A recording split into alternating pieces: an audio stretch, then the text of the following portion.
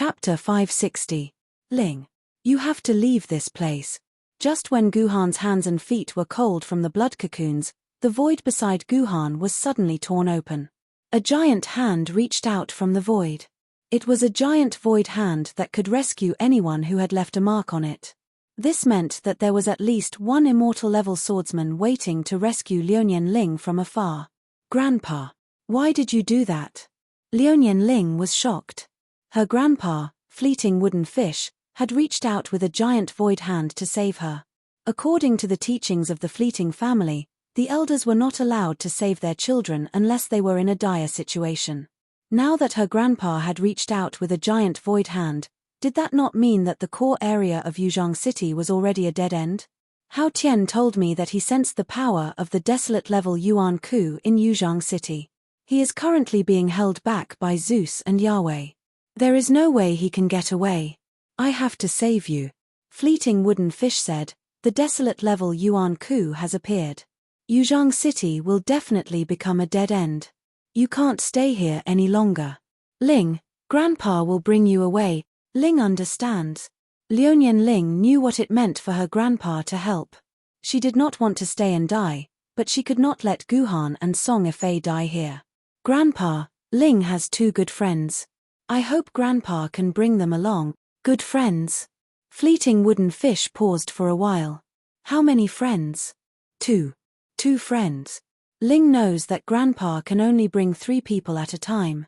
Ling only has 3 friends. In fact, there should be 4 people here. Including Liuyan Ling, there were 5 of them. However, since Fleeting Wooden Fish could only bring 3 people with him, Liuyan Ling had excluded Ku Rokin and Misaka Mikoto. Fine. Come to Grandpa. Grandpa will bring you away. Fleeting Wooden Fish said quickly. Thank you, Grandpa. Liuyan Ling immediately pulled Song Efei, who was confused, to her side. She then wanted to pull Guhan. Thank you for your grandfather's kindness. Guhan was born in Yuzhong City and will die in Yuzhong City. If Yuzhong City is gone, there is no need for Guhan to continue living. Ling, take Efei and leave this place. Guhan's tone was calm, but the determination in his words was unquestionable. Guhan. This is the descendant of the Jiyu clan. Fleeting Wooden Fish muttered to himself when he heard Guhan's name. No one knew what he was thinking. But Liuyan Ling wanted to persuade Liuyan Ling again, but the pair of giant hands grabbed Song Efei and Liuyan Ling by the waist and dragged them into the void. But his courting death. Stop trying to persuade him, Ling. Liuyan Ling and Song Efei disappeared from the stress response center just like that. They were probably at their grandfather's side. Logically speaking, the void gate should have closed by now. But unexpectedly, the void gate was still open and hadn't closed. Is there anything else, Master Fleeting Wooden Fish? Ji Han knew that old man Liu Nian still had something to say to him when he saw that the void gate was still there. It's nothing much. I just want to tell you that the blood cocoon needs an hour to break out of the cocoon. If you can kill the Nether River Patriarch within an hour, the dimensional vortex will take away the Nether River Patriarch's remains. You will be able to save everyone in the city, including your master, Fleeting Wooden Fish said before the void gate disappeared. The Nether River Patriarch. This Yuan Ku is the Nether River Patriarch. Ji Han finally knew the background of this terrifying masked man. It turned out that he was the Nether River ancestor, one of the 3 desolate-grade primordial souls that had shaken the world in the early stage of the Great Calamity. It was no wonder that he would first ask about the Sword Ancestor, and it was also no wonder that he would run out of the creation godhead. The Nether River Patriarch was one of the 3 desolate-level Yuan Ku who had first obtained the creation divinity and started researching it. In the end, the Nether River Patriarch was killed by the creation divinity. The Nether River Patriarch was actually one of the Huaxia immortals. He was a super powerful desolate-level Yuan Ku who could suppress the Jade Emperor. However, the Nether River Patriarch had only been active for a few decades before he died by his own hands. That was why he was almost unknown in the human world. Those who did not specialize in the history of Yuan Ku would not know of the existence of this Yuan Ku. It was no wonder that Guhan and Liu Lei could not guess his identity. Although the Nether River Patriarch had died in the explosion of the creation divinity, no one had seen the dimensional vortex appear. The Nether River Patriarch must have used some special method to hide his soul or divinity within the creation divinity. That was how he survived. But why did Liuyan Ling's grandfather tell me that I still have an hour to save people? At that moment, more and more alarms were ringing. More than half of the underground shelters had been invaded by the blood, and the humans inside had all turned into blood cocoons. An hour later, they would irreversibly turn into asuras. Even if the Nether River Patriarch died, they could not return to their original state. They had been eroded too deeply by the power of the Blood Sea, and they would only become a pile of bones.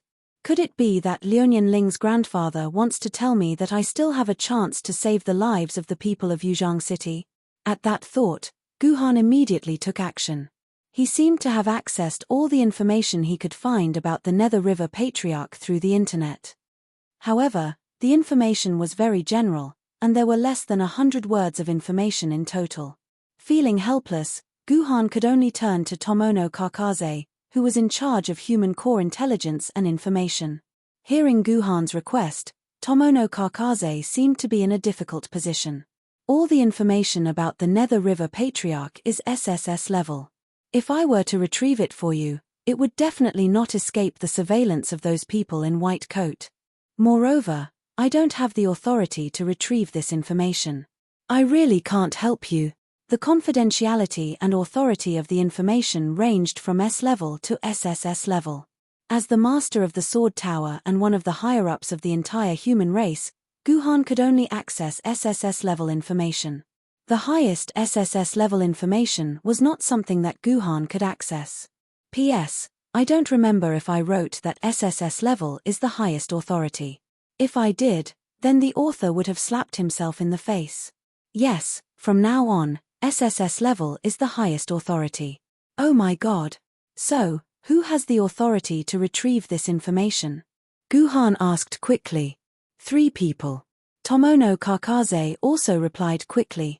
Longsha Jendi, Hao Tian Jendi, and the leader of the people in white coats, Dr. Chu Xian. Only the 3 of them have the authority to allow me to retrieve SSS level information. Of course, if the People's Conference of the 8 cities next year allows you to access it, you can access the information you want. Give it to me and connect to His Majesty Hao Tian's communication. Guhan had spoken to Hao Tian Jendi in the trial formation before. He felt that Hao Tian was a good person. With Yuzhang City on the verge of destruction, Guhan would definitely be able to get Hao Tian's permission. Sorry, Hao Tian Jendi is in a state of incommunicado. Tomono Kakaze replied. This was not surprising. Hao Tian Jendi was now besieged by 2 desolation-level Yuan Ku. Naturally, he was in an area where communication was cut off. It was normal that he could not be contacted. What about Longsha Jendi? Although Longsha Jendi was not on good terms with him, he would not leave him in the lurch. Longsha Jendi is currently playing a game. He has set it to reject all disturbances. His authority is higher than mine. I can't contact him. Tomono Kakaze's words made Guhan a little angry. Yuzhang City, one of the 8 cities, was on the verge of destruction. This human Jendi was still in the mood to play a game and refused all disturbances. He was too awesome. Although Guhan was angry, it was useless. Helpless, Guhan could only turn to the last person, Dr. Chu Xian. Contacting Chu Xian was no accident. Soon, Chu Xian appeared in Guhan's communicator. Hello, I am the Senior Colonel Commander of the Core Research Base, Chu Xian. What can I do for you? Unexpectedly, Chu Xian's voice was not the voice of a white-bearded old man Guhan had imagined. It was a young, cold, and handsome voice. It felt closer to the feeling of a soldier, which corresponded to his identity as a senior colonel. I am the master of Yuzhang City's Jianga, Guhan. I now request to immediately access the SSSS level information on Desolation level Yuan Ku Ancestor River STYX. Please approve it immediately, Guhan said quickly. However, from Chu Xian's voice, it was obvious that he was a very rigid and boring person. Moreover, with his identity as a soldier, such a person would not let go of the rules. Guhan was prepared to spend some time explaining why he wanted the information on Ancestor River Styx to convince Chu Xian to agree to his request. But who would have thought that before Jiyu Han could speak, Xian would start talking himself. The master of Jiang'e isn't Liu Lei? When did it become Guhan? But since Tomono Kakaze allowed you to speak to me, the master of Yuzhang City's Jiang'e has changed. Yuzhang City is in a crisis. I didn't expect it to reach the point of changing the master of Jiang'e. Yuzhang City must be in danger. You don't have time to waste. Take this information and do what you should do. Chu Xian hung up immediately. Before Guhan could say thank you, a document was sent to Guhan's personal terminal. It took less than 5 seconds to get the information from Chu Xian's communicator. Guhan glanced through it. Yes, it was indeed Ancestor River Styx's confidential information. This Chu Xian is very special. Guhan's voice was a little ethereal. It was the first time he met someone he couldn't see through. That's how Chu Xian is. If you spend too much time with him, you will be driven crazy by him. Tomono Kakaze stuck out her tongue. Then I won't disturb you from saving the world. Interesting. Jiyu Han pursed his lips and began to browse through the information in detail. As expected, Jiyu Han found a way to defeat the Nether River Patriarch in the information. Chapter 561.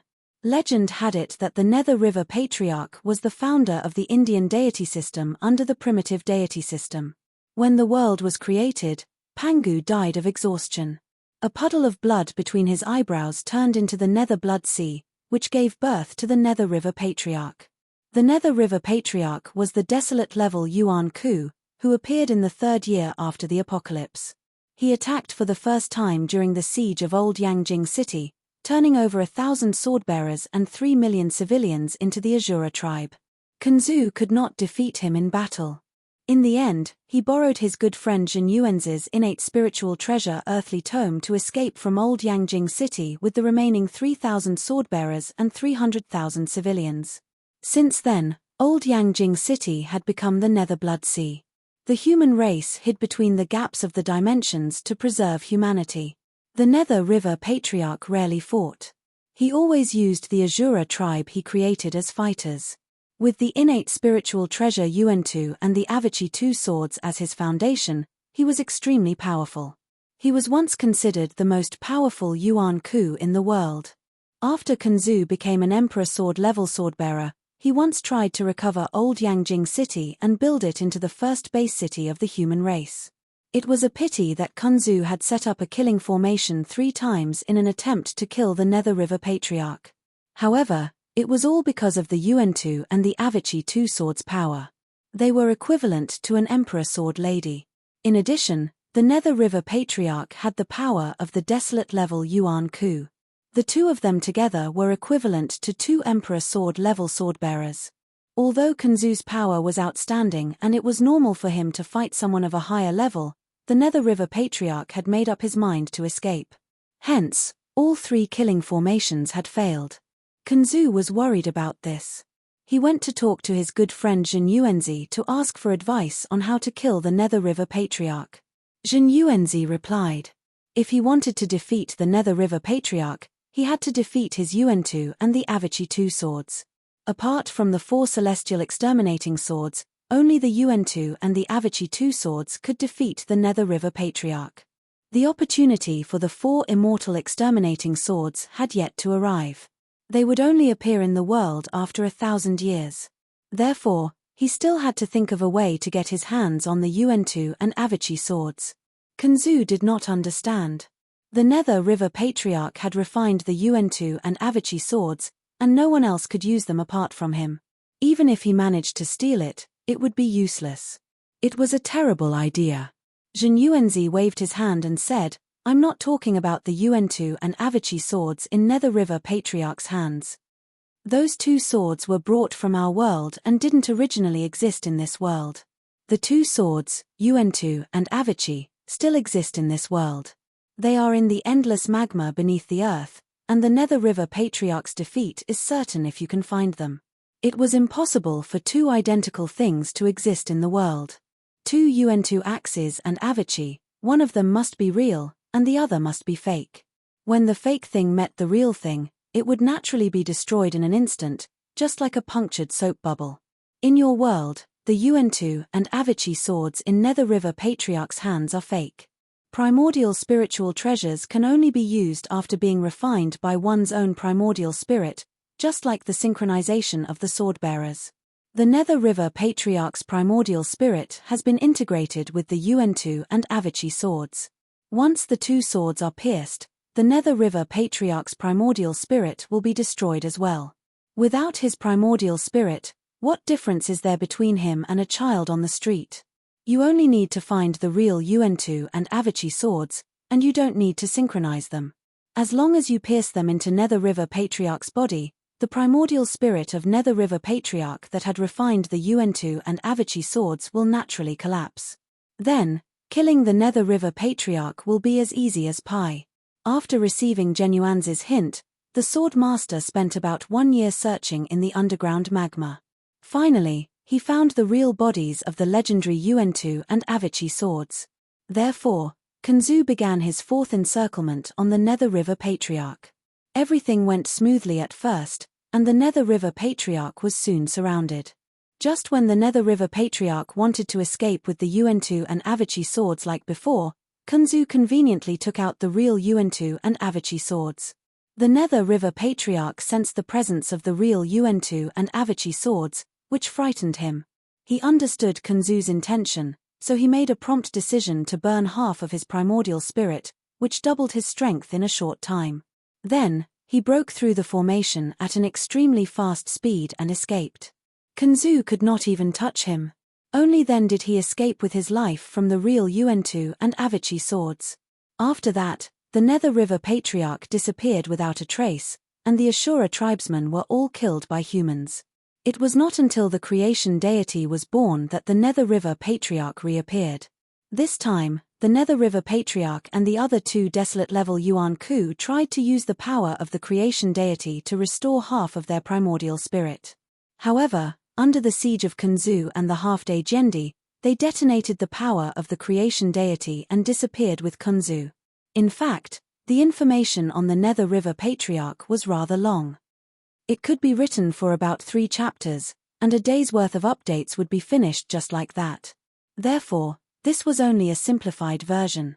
Only the part that Guhan was interested in was written. It was from this part that Guhan found the way to defeat the Nether River Patriarch. It was obvious that the Nether River Patriarch had a fatal weakness. He was afraid of the real Yuan-Tu and Abi swords. Judging from the fact that he had absorbed the power of Yuan-Ku crazily after his rebirth, the Nether River Patriarch's strength had not increased in the past 1,000 years. Instead, it had weakened a lot. He needed the power of an ordinary Yuan-Ku to recover. In that case, he would not be able to withstand the attack of the real Yuan-Tu and Abi swords again. As long as the Yuan-Tu and Abi swords were stabbed into the Nether River Patriarch's body, he would not be able to harm Yuzhang City even if he did not die. So the question was, where were the real Yuan-Tu and Abi swords? I don't know if everyone remembers the story about Zhetian Jendi. At the peak of Sanqing Mountain, the immortal sword-rank swordsman, Zhetian, wielded the Yuan killer sword, and another immortal sword-rank swordsman wielded the Avicii sword. In the end, Yi Qing emerged victorious and ascended to the throne, becoming the famous Zhetian sword emperor. On its own, the Yuan-Tu and Abi swords were only an immortal sword-level swordmistress, but together, they were emperor sword-level swordmistresses. Therefore, Zhetian Jendi's emperor sword-level swordmistresses were the Yuan-Tu and Abi swords. As a city built by Zhetian Jendi, the Yuan-Tu and Abi swords were naturally left behind after Zhetian Jendi ascended. They became the treasures of Yuzhang City's sword garret and were passed down from generation to generation. Including Zhetian, there were a total of 4 swordsmen who coordinated the Yuan-Tu and Abi swords at the same time and became emperors. Ever since Terminus Jendi, there was no other Jendi who relied on the Yuan-Tu and Abi swords to ascend. The 2 swords had been hidden in the 6th floor of Sword Garret. Now, you should have guessed where the Yuan-Tu and Abi swords are, right? That's right, the 2 swords were in Guhan's dimensional pouch. At this moment, Guhan suddenly began to believe in the so-called fate. Yuzhang City was not fated to die, nor was humanity. The Yuan 2 and Abi swords were in Guhan's hands. Guhan did not need to search for the two swords in the underground magma like Kunzu did. Guhan only needed to find a way to send the swords into the body of the river Styx patriarch. What was fate? This was fate. With this fate, Yuzhang City would not die. At the thought of this, Guhan was very excited. The little bit of despair he had before was thrown to the back of his mind, and all he could think about was how to send the Yuan 2 and Abi swords into the body of the river Styx patriarch. The first problem he had to solve was the problem of flying. At this moment, the river Styx patriarch was floating in the air. If Guhan wanted to get close to him and send the two swords into the body of the river Styx patriarch, he had to fly up and not touch the ground. Otherwise, he would be instantly wrapped in blood and become the river Styx patriarch's Azura. However, Guhan could not fly. Only spirit sword bearers could master the ability to fly. Otherwise, Guhan would not have been trapped underground and had to rely on Liu Lei's help to fly up. The second problem he had to solve was the problem of speed. Guhan only had one chance. The river Styx patriarch had experienced the disaster of the Yuan 2 and Abi swords once. Once bitten, twice shy. Once the Yuan 2 and Abi swords were taken out, the river Styx patriarch's first reaction would be to run, and when he came to his senses, he would have 1,000 ways to kill Guhan. Therefore, Guhan had to stab the Yuan 2 and Abi swords into it the moment he took them out of the dimensional brocade pouch. Only then would there be a slight chance of success. Therefore, the most important thing was speed. He had to be fast, so fast that the river Styx patriarch would not have time to react. Guhan, a treasure sword bearer, wanted to make the river Styx patriarch lose the time to react. This was completely impossible. Guhan had calculated that it would probably take him 1/10 of a second to draw the sword at his fastest speed. But according to records, except for a few desolate level Yuan Ku, the rest of the desolate level Yuan Ku, especially the Yuan Ku of the immortal bloodline, had a reaction time of 1/10,000th of a second. They could even slow down time, just like how one day in heaven was equivalent to 1 year on earth. At the thought of this, Guhan's joy was all for naught. He believed that Liuyan Ling's grandfather, Fleeting Wooden Fish, knew that the Yuan 2 and Abi swords could kill the river Styx patriarch. Even though he ranked first on the ranking of immortal and sword and was the strongest person below Emperor swordbearers, he had taken his people and left without any intention of killing the river Styx patriarch. In his opinion, it was impossible for him to stab the Yuan 2 and Abi swords into the river Styx patriarch's body. Fleeting Wooden Fish could leave. He was not from Yuzhang City, and Yuzhang City did not have much connection with him. But Guhan could not leave. Even if the chance of success was 1 in 10,000, or even 1 in a billion, Guhan had to fight with his life on the line. At worst, he would die. Guhan looked at the time. There were 50 minutes left in the hour. Sitting on the ground, Guhan emptied his mind and closed his eyes, beginning to think about this faint chance of survival. Chapter 562. Quick. Fly. Fly. Quick. These two words kept repeating in Guhan's mind. Gradually, his mind was in a trance, but he could not come up with a suitable solution. Guhan knew that his mind was in a mess. Usually, when he was calm, his mind would not be in such a mess. Guhan pulled out Qingpin's sword and slashed his thigh. Fresh blood instantly flowed out, and an intense pain engulfed Guhan's entire brain. Guhan, what are you doing? Don't kill yourself. Misaka Mikoto, who was next to Guhan, was a little scared when she saw this. Could it be that Guhan was so desperate that he wanted to kill himself? It's okay. I heard that pain can counteract confusion. I'm just using this method to calm myself down. Guhan waved his hand, indicating that he did not want to kill himself. He was just using the pain to calm himself down. Needless to say, this method was quite effective. Guhan had indeed calmed down, and his thoughts gradually became clearer. This child, it's really hard on him. Misaka Mikoto could not help but lament when she saw the blood on Guhan's thigh. The burden of the entire Yuzhang city was on Guhan's shoulders. Apart from herself, there was no one else who could help him. Just when Misaka Mikoto was worried about Guhan, Guhan suddenly asked, "Sister Mikoto, can you still use the god electromagnetic gun?" "Yes." Misaka Mikoto answered confidently. In fact, Misaka Mikoto knew the condition of her body the best. In order to eliminate the Styx River Patriarch in one go, Misaka Mikoto had used 98% of the power in her body. She was like a cell phone with only 2% of power left. She could shut down at any time due to battery exhaustion.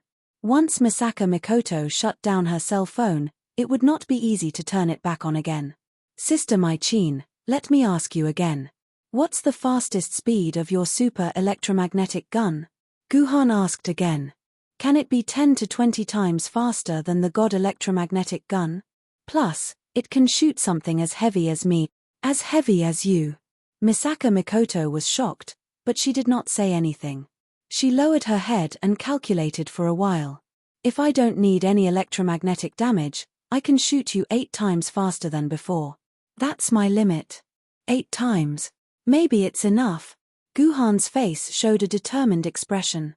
Whether it succeeds or not, it all depends on God. As the blood filled the entire core area of Yuzhang City, the Styx River Patriarch felt that the lives of hundreds of thousands of people were under his control. They were slowly changing into the appearance of an Azura.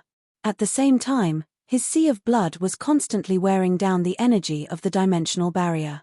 In just a little more time, the entire dimensional barrier would be destroyed by him.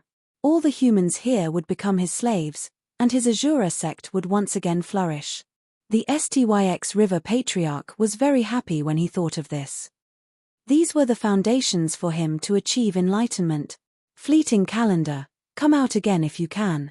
Bring the UN2 Avicii out if you can. Come out again if you can. Bring the UN2 Avicii out if you can.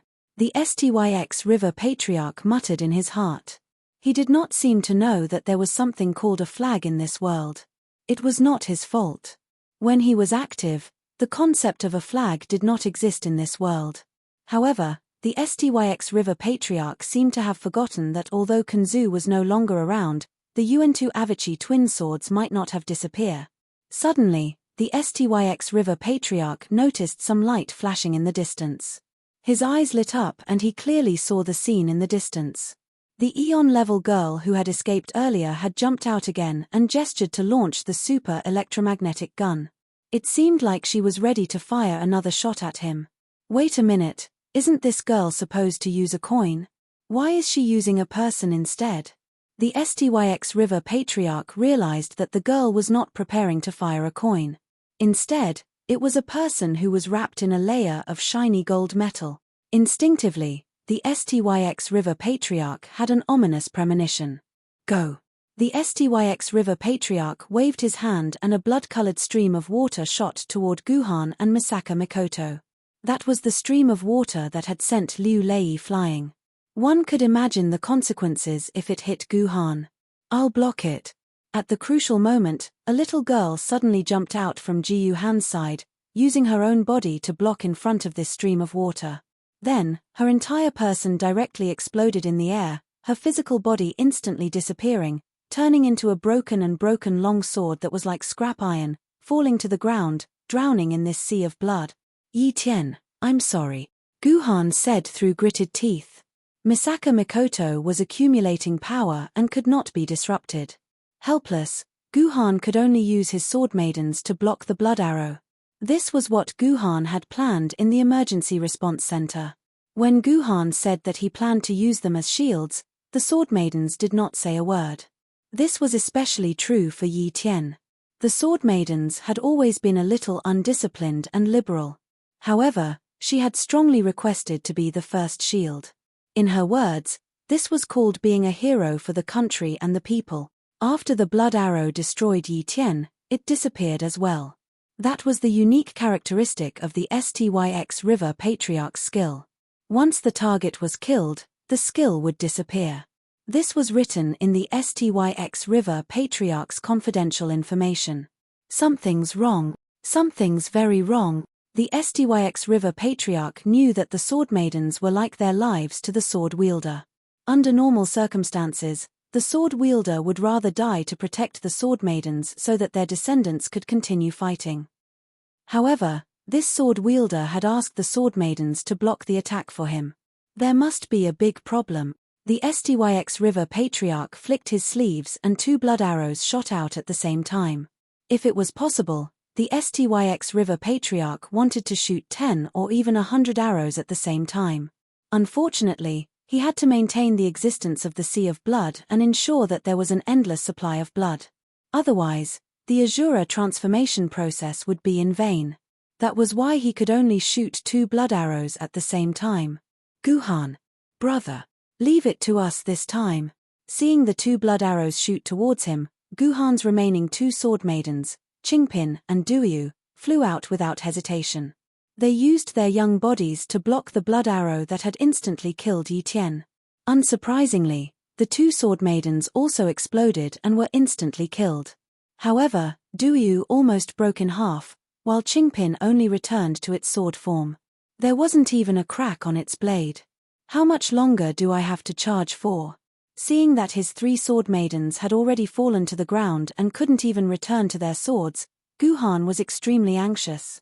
He was worried that the sword maidens would really break and enter an irreparable state, but he was also worried that there wouldn't be anyone left to block the attack for him to buy time. There's no need to wait, now's the time, Misaka Mikoto roared. Once again, Guhan charged forward. It was as if Guhan had returned to the time when he sat on the nuclear warhead. Back then, Artoria was behind him, but now, it was Misaka Mikoto who was behind him. Little brother, do your best. Misaka Mikoto let out a relieved smile when she saw that she had launched the solid frost. She could no longer maintain her floating state and fell to the ground. The strange thing was, the blood did not wrap around Misaka Mikoto like how it would wrap around a human. It seemed like the blood sea could only transform a human into an Azura tribe member. First blade of the 3 green lotus blades, white lotus body. At the same time, Ji Yuhan used the first sword of the green lotus 3 swords, green lotus white root body. This was the second time that Ji Yuhan had actively used this skill. It was different from the first time because he had been suppressing it for too long. This time, Ji Yuhan had been practicing the first style of the green lotus 3 swords for a whole 20 minutes before he had accumulated enough energy for the green lotus white root body. He did not know if it was because Ji Yuhan had not completely mastered the 3 green lotus swords, but this sword technique could not be used as freely as the 9 swords of mysterious heaven. It would either automatically activate because he had suppressed it for too long, or he had to continuously accumulate chi because he did not accumulate enough. If Guhan had not used some special items in the sanctuary, he would have needed a longer time to accumulate chi. According to Guhan's estimation, if he wanted to prevent the Nether River Patriarch from dodging, Guhan would not even have 1/100th of a second from the time he launched the attack. That was why Guhan had to use the White Lotus body to improve his control over his body. Otherwise, he would have flown to the Nether River Patriarch's side in an instant, and Guhan would not even have time to draw his sword. You useless humans, do you really think you can fight back? The Nether River Patriarch was unconcerned as he watched Guhan fly towards him like a cannonball. He did not even have the interest to dodge, so what if the human crashed into him? He would just have one more Azura. Unfortunately, the Nether River Patriarch realized how wrong he was in the 100th of a second. 2 swords, one black and one white, suddenly appeared in the human's left and right hands like demons. Yuentu, Avicii. The Nether River Patriarch was at his wit's end. He finally wanted to dodge, and all he had to do was take a small step to the left to evade Yuentu Avicii's attack. Unfortunately, he did not have that 1/10,000th of a second to react. Yuentu Avicii stabbed the Nether River Patriarch's body, and the Nether River Patriarch wailed in agony. Who would have thought that after 1,000 years, the Nether River Patriarch, who was ready to show off his might, would once again fall at the hands of Yuentu Avicii? Chapter 563. Like a cannonball, Guhan flew for several kilometers, passing through the windows of 7 to 8 buildings before crashing into a building that sold furniture. Then, he was lucky enough to fall on a sponge bed. The entire bed was crushed by Guhan, which stopped his flight. Guhan shook his head. There was no part of his body that did not hurt. According to Guhan's estimation, he had at least a dozen fractures, and many of his internal organs had ruptured. He reckoned that his body was bleeding. Although it would not kill him in the short term, it was excruciating to move. He wondered if the Nether River Patriarch was dead. Although it was excruciating, Guhan had to move. He wanted to see how the Nether River Patriarch was doing in the sky and if he had killed him. Therefore, Guhan endured the pain and slowly crawled to the window through which he had just rushed in. When he looked up into the sky, his heart turned cold at once. The Nether River Patriarch's figure was still hovering in the air, and blood was still flowing out of his robe. However, the flow rate of this blood water was worlds apart from before. Previously, the flow rate of the blood water was a 5G network, which could cover the entire core area in an instant. Now, however, it was a 2G network, which was only slightly thicker than a faucet. From this, Guhan could tell that even if the blow did not kill the Nether River Patriarch, it had severely injured him. Guhan looked at the Sword of Avicii and the Sword of Vitality that he had thrown away and felt a pang of regret.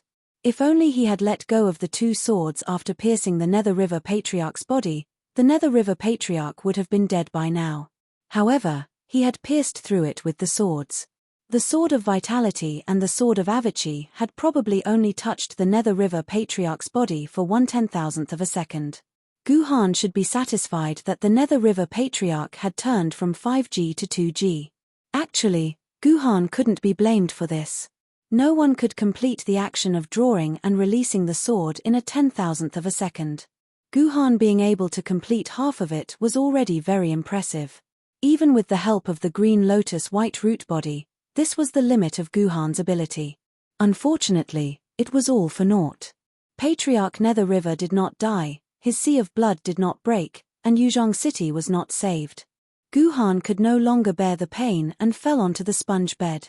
Guhan left the medical bay to Ku Rock in, and all the nanomachines were used on Lionian Ling. Guhan did not even have the ability to heal himself. He could only wait for the blood sea to rise and turn himself into a member of the Shura tribe. I'm tired. I want to sleep for a while.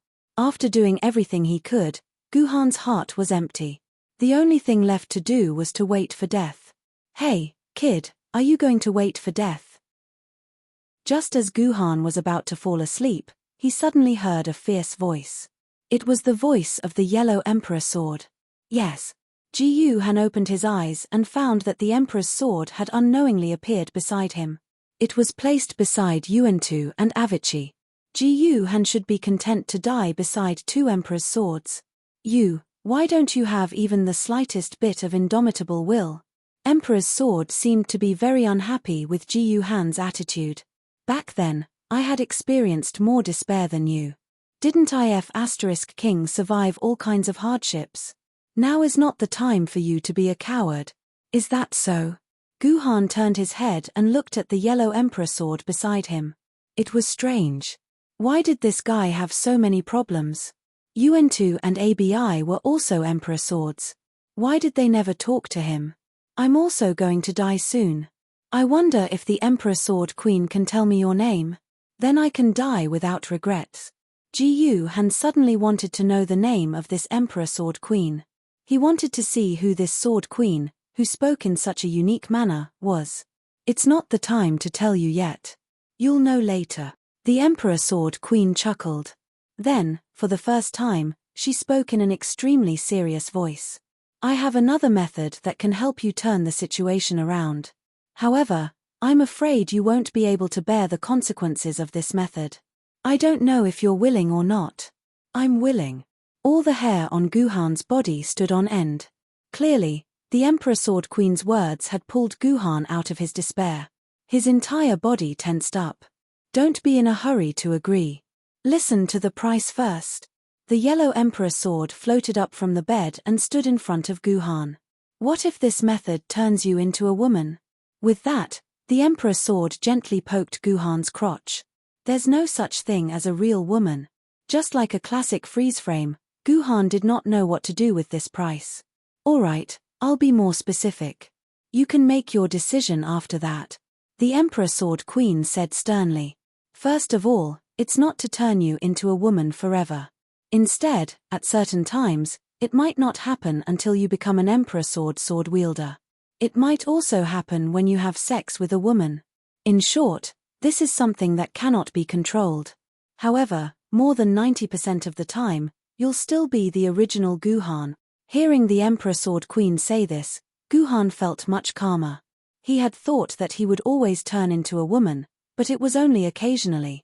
However, after thinking about it carefully, if he suddenly turned into a woman in front of his friends, it would be extremely terrible. Also, this method requires the cooperation of a famed sword lady. Oh right, your sword element has exceeded 10,000 quarks, right? If it hasn't, this method won't work. I do.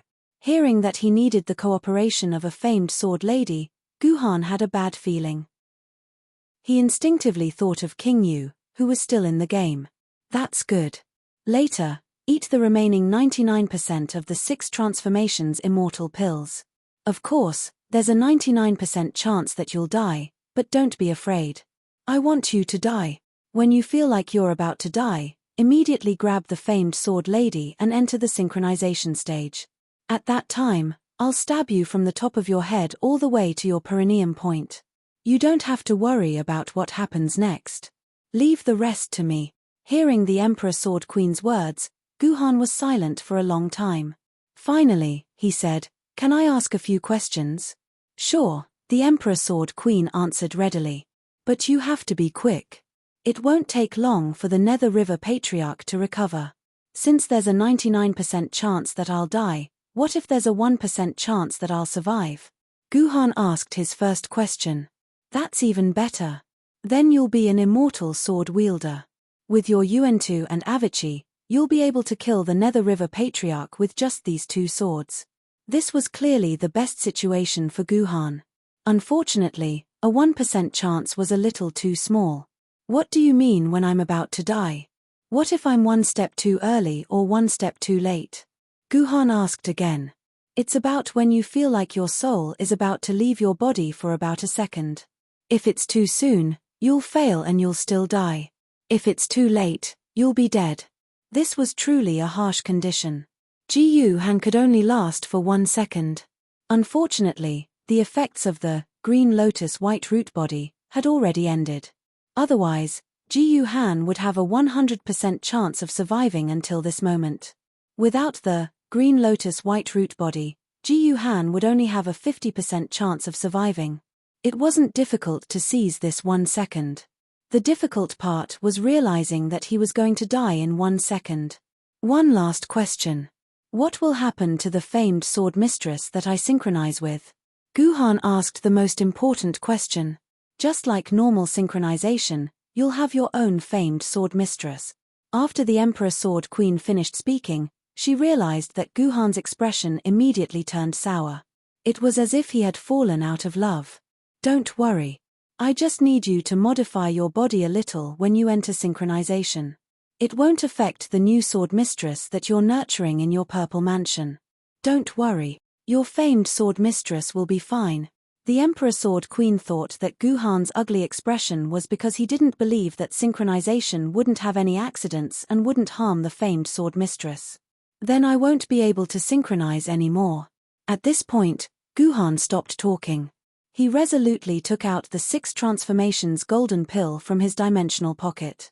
Without even looking at it, he directly threw it into his mouth and swallowed it.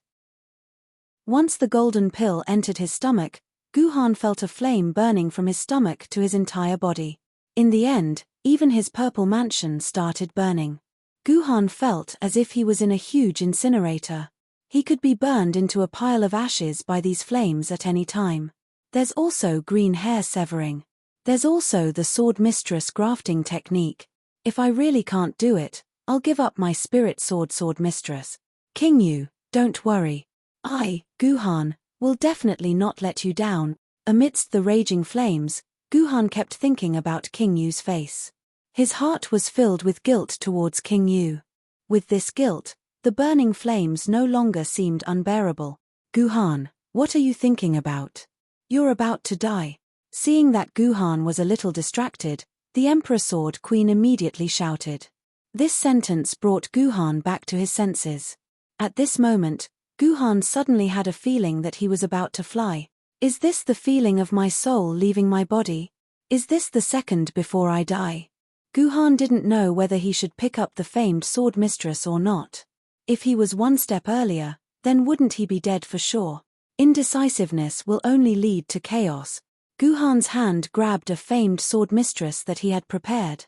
At this moment, Guhan started to petrify. Hee. Just in time. The Emperor Sword Queen smiled rather charmingly. She immediately pierced through the top of Guhan's head and directly into Guhan's pouch. Damn you, didn't you say it would open up a yin cave? Chapter 564. When Guhan's consciousness woke up from the Purple Palace, Guhan was shocked to find that he had lost control of his body. Even though his consciousness was very clear, he couldn't even control a finger or an eyelid. He was like a person in a vegetative state with high paraplegia.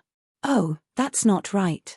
A person in a vegetative state with high paraplegia could at least control his head, but Guhan couldn't control any part of his body. Is this what it feels like to have a body? Suddenly, such a sentence came out of Ji Yuhan's mouth, but no matter how one listened to it, it sounded like a sweet girl's voice, not Ji Yuhan's standard male voice. Could it be that I've really become a girl like the Sword Empress said? Guhan really wanted to confirm this, but unfortunately, Guhan could only share the various senses of his body. That was all. He couldn't even lower his head to look at his own body. However, Guhan quickly knew whether he was a man or a woman. This was because Guhan's body actually stood up on its own, then very rudely took off his clothes. Then, he found a mirror in the furniture city and started admiring his naked body. Through this mirror, Guhan finally saw his current appearance. For the past 12 years, in the eyes of those who knew Guhan, this little guy had always been suppressed by hatred to the point that he couldn't stand up straight. He wanted to put all his energy and willpower into revenge. As for other things, Guhan didn't even think about them. Little did he know that the more perfect a person was, the greater the demon hidden in their heart. In other words, the greater the demon in a person's heart, the greater the holy angel hidden in their heart. Just like Wang Mang, who was a model of Confucianism in the first half of his life, became a shameless usurper in the later half of his life. Ju Chu, who wreaked havoc in the countryside when he was young. Hong Chengcho, who was willing to die for his chastity but ended up destroying the Ming dynasty. Prostitutes didn't want to kiss their clients. They only wanted to protect their last clean and holy place. Humans were the same. Wasn't Guhan the same? Guhan's personality was dark at the beginning. He was a loyal executor of self-interest, but now, Guhan was willing to sacrifice his life and gender for Yuzhang City. Guhan had been dismissive of so-called Mo at first, but after meeting Qingpin, he almost became a lolicon. Then we can infer that, although Ji Yuhan seemed to be a little frigid, pure, and disdainful of women, but in reality, he was, what? In fact, in Guhan's heart, he had always had a very detailed fantasy about his future partner. The greater the despair of a person, the greater the desire in his heart. The more tragic the reality was, the more one liked to imagine their ideal world and ideal person in their heart. The person Guhan had drawn up in his heart was very detailed. She had a temperament like water. When she stood still, she was like a gentle and clear spring. When she moved, she was like the endless but lonely yellow river.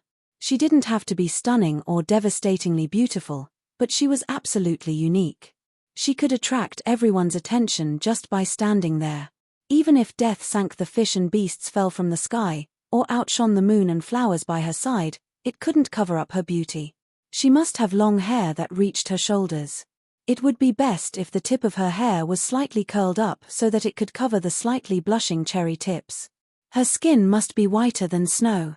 Although it was white, it wasn't the paleness of the white race. Instead, it was the kind of pure and flawless whiteness that came from the depths of her soul. Yes, her skin must not have a single flaw, not even a small red spot.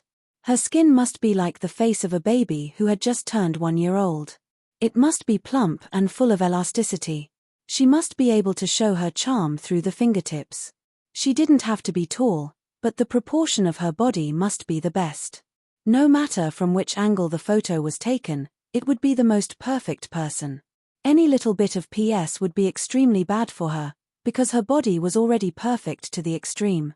Her twin peaks must be the most appropriate D cup. They were like two milky white jellies, timidly covering there. They were both tall and soft. On top of the jellies, they were decorated with the most resplendent jewels, revealing the light pink color of cherries. If a shirt was placed over them, you would be able to see the exuberant vitality within the clothes that were pushed up high. Every moment, there was life in her clothes, like two newborn kittens that were begging for their mother's love and caress. Her legs must be slender and straight. They were slender and strong, but full of the charm of beautiful flesh. There was not a single part of her skin that didn't emit an electric light that made one's heart numb. One would want to hold her in one's arms and carefully play with her for a year. It was like a sharp knife that could pierce through one's heart. At the first sight of this pair of legs, one would lose his soul and be completely captured by her. If she wore pure white stockings, it would be the most holy gift that God gave to a gentleman. Didn't it sound very strange? It was hard to believe that this was the hottest fantasy in Guhan's heart. Guhan's dark and cold setting seemed to be completely shattered at this moment. Looking at himself in the mirror, Guhan actually had an urge to cry. Because this reflection of himself in the mirror completely matched all the above descriptions of his dream lover. It would be perfect if this person wasn't him. I'm so beautiful. In the mirror, Guhan gently held his two breasts with his two hands. His eyes revealed a sense of obsession. Boy, I didn't expect that there was such a perfect body in your mind. Could it be that you copied the memory in my mind? As soon as Guhan thought about it, he heard Guhan's mouth reply, not bad. This is the body that I made with reference to your memory. How about it? Do you like it? I like it. Guhan's consciousness was very honest and also very fiery and angry, but I don't like this scene at all. You are blaspheming my dream. My spirit will never be in the same boat as my body. Don't be angry. Guhan gently put his jade-like finger in his mouth and sucked it. Then, he gently stroked the cherry with his slightly moist fingertip. A cold wind blew, and a tranquil and bone-chilling feeling almost froze Guhan's consciousness. It's such a good body. It's such a pity to give it to you. After saying that, before Guhan's consciousness could refute, Guhan took out an ancient-style blue crescent-shaped dress from his dimensional pocket and put it on. This was the dress that Guhan had prepared for Yi Tian. After Guhan put it on, she looked a little more heroic and fairy-like. From this, it could be seen that the female version of Guhan was indeed Guhan's original body. Otherwise, Guhan's dimensional pocket would not have been opened so easily and could be used at will. Alright, it's time to send the Nether River Patriarch off. Guhan tied the sash beneath his chest into a Z-ing knot and prepared for the final battle against the Nether River Patriarch. Wait. Realizing that his body was about to go out, Guhan's consciousness hurriedly stopped him. What's wrong? If this drags on, I might not be able to beat the Nether River Patriarch. Guhan said unhappily. You can't use my name. Guhan's consciousness said. Although this is Guhan's body now, I will never admit that this is me, Guhan. You must have a new name. A new name. Guhan's lips curled into a smile. Alright, then from now on, I'll be called Jiyu Shen Yuan. Jiyu Shen Yuan. What a domineering name. Guhan repeated the name several times, and the Sword Empress finally gave herself away. Or perhaps she told Guhan her name in another way. Alright, now that I have a name, it's time to fight. Jiyu Shen Yuan rolled up his sleeves, and a yellow Emperor sword appeared in his hand. It was the Emperor sword that Yi Qing had given to Guhan. Very good, the final battle was about to begin. Master, Juzi awaits your order. At the crucial moment, Jiyu Shen Yuan's actions were interrupted again. A cold and elegant girl in black pulled Jiyu Shen Yuan's sleeves and asked respectfully, Juzi. Jiyu Shen Yuan was a little confused when she saw this cold and elegant girl. Since when did she have another girl by her side? It's Juzi, not Juzi. Guhan's consciousness reminded helplessly. She should be my famed Sword Empress, Juzi Sword. She's the Sword Empress that I successfully synchronized with just now. Oh. Master remembers now. You're the cute Juicy sword. Jiyu Shen Yuan rubbed Juicy's face that could not be called cute at all. I don't have any orders for you. Just wait here for Master to beat up that pervert. Master, Juicy awaits your order. Unfortunately, Juicy's sword did not fall for Jiyu Shen Yuan's trick at all. She still insisted that Jiyu Shen Yuan give her a mission. Jiyu Shen Yuan's pretty eyes turned, and she took out a video camera from her dimensional pocket. Then, cute Juicy, Master will give you an important mission. Jiyu Shen Yuan placed the video camera in Juicy Sword's hands. Record down Master's heroic posture. Understand? Yes. Master. Juicy Sword placed her palm across her chest, and performed a horizontal chest salute that only the Mohists of ancient times would do, also known as the Mohist salute. Chapter 565. Not only could the Blood Sea transform humans, but it could also absorb their life force. With the continuous supply of life force, the Nether River Patriarch's power was gradually recovering. The blood flow that was as small as a faucet gradually grew to about half its original thickness. The first batch of Azura will be born in 3 minutes. As long as I have the blessing of the Azura tribe, I'll definitely be able to conquer this world and truly get rid of those existences. The Nether River Patriarch thought to himself. Is that human still alive? I hope he doesn't show up in these 3 minutes. I seem to see the shadow of the fleeting calendar in that fellow. This is too bad. When all the Azura tribe is born, I'll personally eradicate this scourge. As the saying goes, what one thinks comes. Just as the Nether River Patriarch was planning how to get rid of Guhan, a person came out of nowhere and stood in front of the Nether River Patriarch. The blood sea beneath the Nether River Patriarch's robe flowed faster uncontrollably when he saw the human's appearance. The Nether River Patriarch was someone who was used to seeing beautiful women. The first batch of the Azura tribe he created back then, aside from the men, the women were all absolute beauties. They would attract a large number of die-hard fans in any era. Logically speaking, the Nether River Patriarch was not human at all, and it was impossible for him to have any desire for human beauty. However, the moment he saw the woman's appearance, his heart was slightly moved. Of course, it was just a slight movement. The Nether River Patriarch regained his composure in an instant, but he was 100 times more wary of this woman. A beauty that could guard his Dao heart was enough for the Nether River Patriarch to treat this woman with all his attention. Good, good, good. Very good material.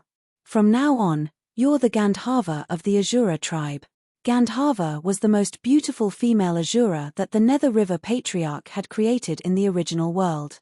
She was the Nether River Patriarch's proudest creation.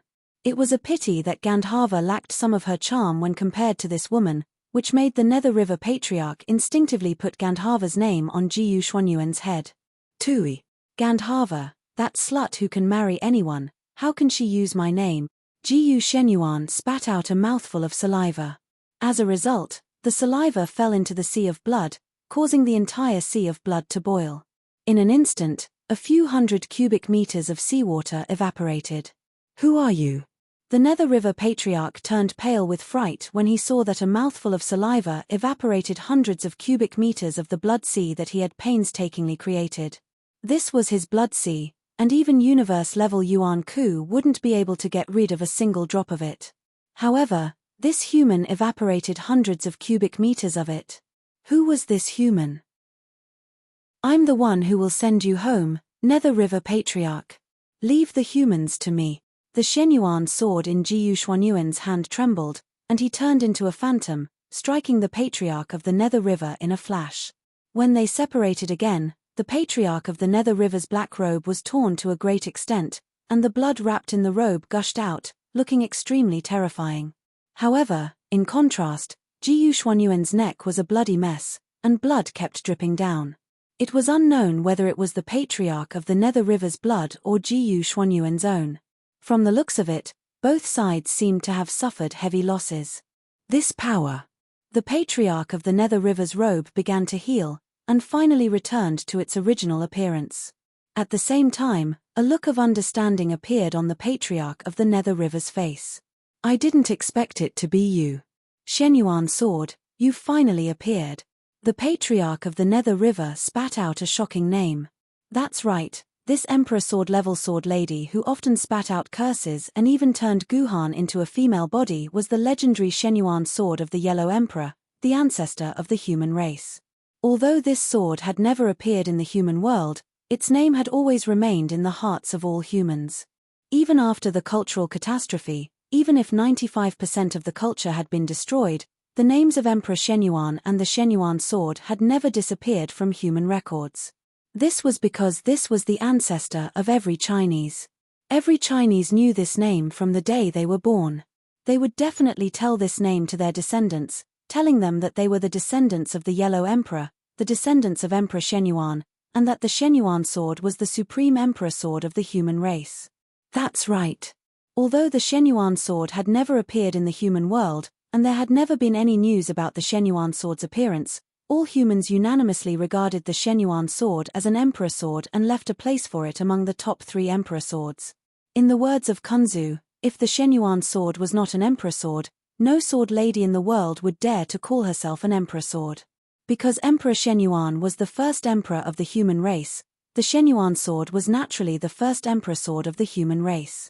Humans even speculated that as long as the Shenyuan sword appeared, it would be the time for the human race to prosper. The era of Kunzu and Zhetian Zhendi would once again appear in this world.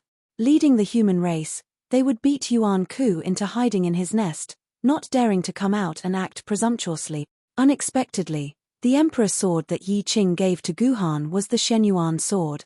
It was no wonder that Long Shi Zhendi and Hao Tian Zhendi appeared at the same time to snatch this emperor's sword. They probably already knew that the Shenyuan sword was obtained by Zhetian Zhendi and then hidden somewhere. When the trial ground appeared, they guessed that the Shenyuan sword was there. However, Guhan had never thought of this. Even the smartest person would not be able to guess the identity of the Shenyuan sword without any information. It was only when the Shenyuan sword gave itself the name Jiyu Shenyuan that Guhan realized this through the homonym. It was no wonder that this Emperor Sword Queen could violate the common sense of all Emperor Swords women, and speak on her own without any synchronization. It was no wonder that the Shenyuan sword could do this. She was the strongest Emperor Swordswoman according to 99% of human experts, and it would not be an exaggeration to call her the #1 swordswoman in history. I should have fled the moment I saw you appear, the Nether River Patriarch said sinisterly. But that attack just now exposed you. Shenyuan sword, I'm afraid you're not in your complete form. That's not even 1% of your strength. This isn't your complete form either, Nether River Patriarch. You are the leader of the Azura sect, the peak demi-saint who fought for the last holy seat in this world. You can't have your clothes cut open by my sword, can you? Jiyu Shenyuan retorted bluntly. By the way, where's your UN2 Avicii? Cut the crap. The Nether River Patriarch's nose twitched. If it was you in your peak form or in Gongsun Xuanyuan's hands, I, the Nether River Patriarch, would have turned around and left. But now, it's not like I can't fight you.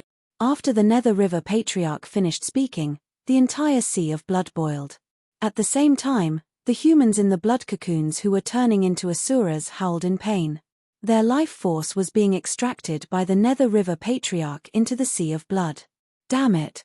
How dare you use the lives of humans to fight me? Jiyu Xuanyuan's eyes widened, and with a leap, he actually dove into the blood sea that was dozens of meters deep, disappearing without a trace. Shenyuan sword. What are you doing? The Nether River Patriarch panicked. What was the Shenyuan sword trying to do?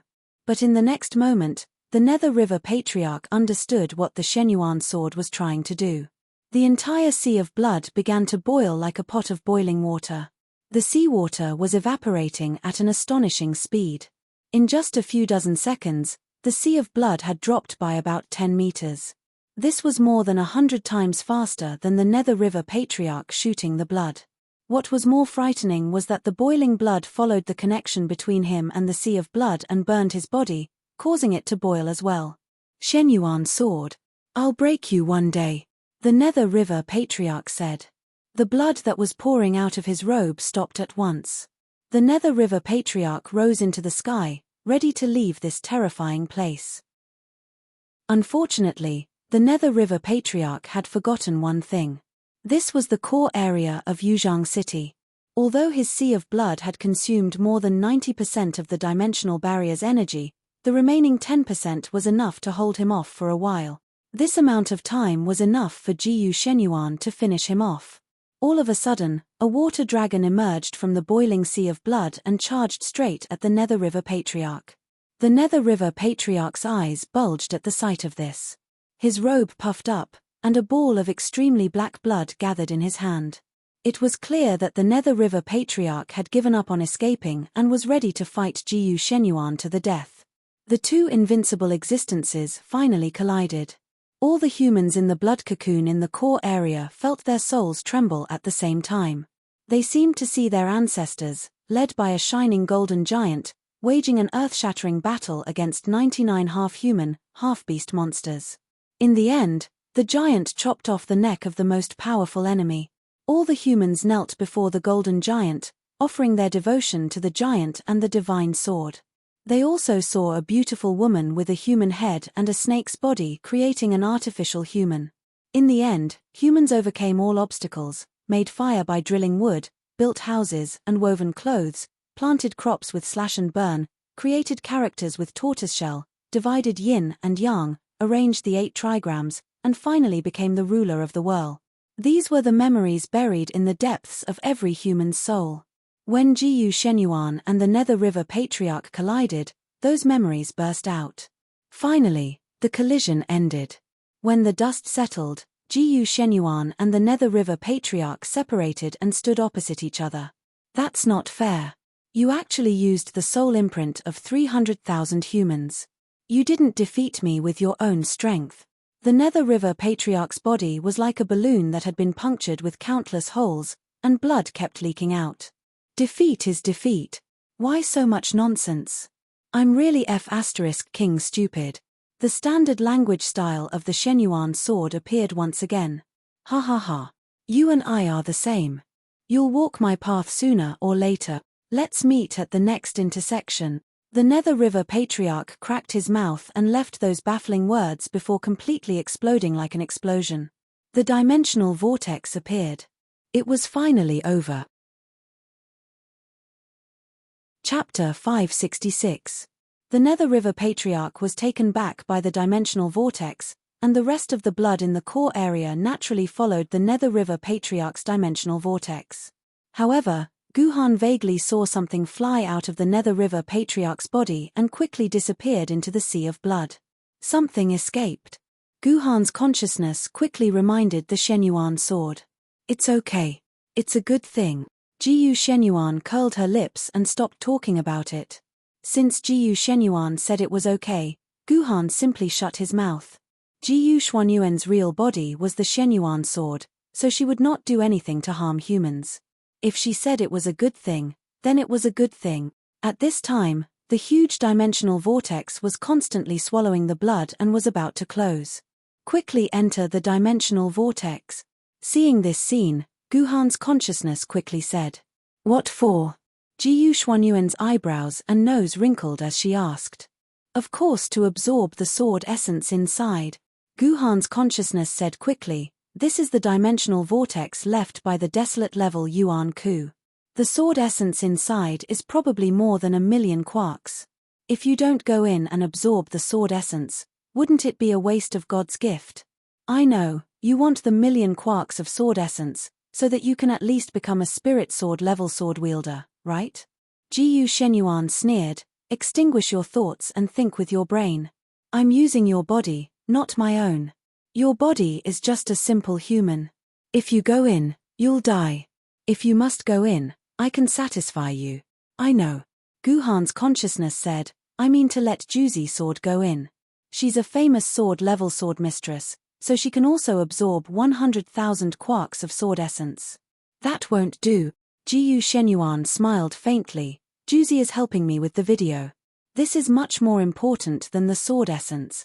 Guhan stopped talking. Guhan knew that he had no way of persuading this emperor sword among emperor swords. Therefore, he could only shut his mouth. He could only tell himself that it was only 100,000 quarks of sword essences. It was not a difficult task for him now. If he went all out to eliminate Yuan Ku, it would only take him half a year to gather so many sword essences. Moreover, there was an 8-city convention in the game. As long as he obtained the sword essence oral solution that came first, Guhan's sword essence would increase by tens of thousands of quarks in an instant. In the end, the dimensional vortex closed and all the blood disappeared. The human also escaped from the blood cocoon, but he fell into a coma. He probably wouldn't wake up anytime soon. After Jiyu Shenyuan saw the dimensional vortex close, she slowly flew back to the furniture city and found the Juzi sword, who was still recording dutifully. "All right, it's over. There's no need to shoot anymore." Jiyu Shenyuan patted the Juzi sword's head, and the Juzi sword obediently put down the camera and handed it to Jiyu Shenyuan. Jiyu Shenyuan watched the entire video. Yes, the recording was very clear, and the lens conversion was very good. The lens could actually keep up with the insane battle speed of Jiyu Shenyuan and the Nether River Patriarch. When it was time to take a long-distance shot, it was time to take a close-up shot. It made Guhan's blood boil.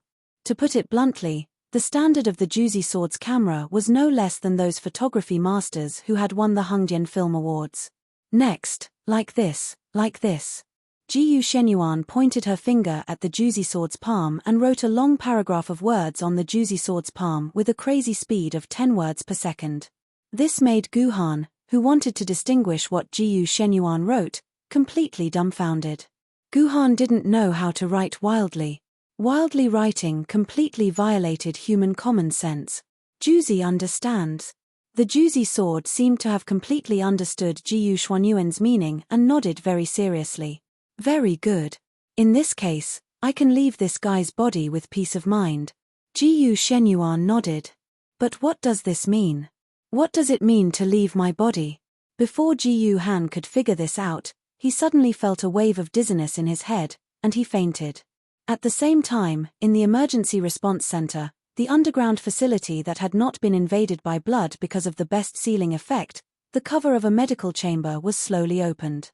Ku Rokin trembled and climbed out of the medical chamber. "Did Liuyan Ling and the others save me? Why are my injuries not completely healed?" After waking up, Ku Rokin found that although his most serious wounds had completely healed, there were still some wounds that had not recovered. His skin and flesh were still exposed, but the bleeding had stopped. He should not die for a while. Ju Elvren glanced at the monitor of the medical cabin and saw that the few most important medical resources had all lit up with a red light and showed the number 0%. He knew that it was because the medical cabin's resources had been exhausted that he could not be completely cured. Ku Rokin's eyes habitually glanced at the bottom of the medical chamber, and he was suddenly stunned. This is his mark. Ku Rokin found that there was a key-like icon at the bottom of the medical chamber. Others might not know, but Ku Rokin knew this icon very well because this icon was the Ju family's emblem. In this world, there were only 2 people who could engrave the Ju family's emblem on the medical chamber. One was him, and the other was his father, Ju Wudao. Ku Rokin's medical chamber had been used by other sword-bearers. Moreover, the appearance of this medical chamber was completely different from Ku Rokin's medical chamber. There was only one possibility left. This medical chamber was his father, Ju Wudao's medical chamber. Could it be that my father saved me? When Ku Rokin thought of this, he angrily kicked the medical chamber. "Who needs you to save me? Mind your own business." After venting his anger on the medical chamber, Ku Rokin felt a lot better. He had been to the emergency response center before, so he knew where the emergency response center's exit was. So, Ku Rokin was ready to leave and return to the ground to find the main force of the sword-bearers. As a result, near the exit, he suddenly found a girl lying on the ground. The girl was about 7 or 8 years old, and she looked very cute. She had 9 thin ponytails on her head. Cute, very cute. Is there anyone else who has been rescued? Ku Rokin thought that this was the person who was rescued by Ju Wudao, so he did not have much doubt. He used his finger to feel the little Loli's nose and found that her breathing was very even. She should have just fallen asleep. So, he did not pay too much attention to it. He stepped over the little Loli's body and prepared to leave through the exit.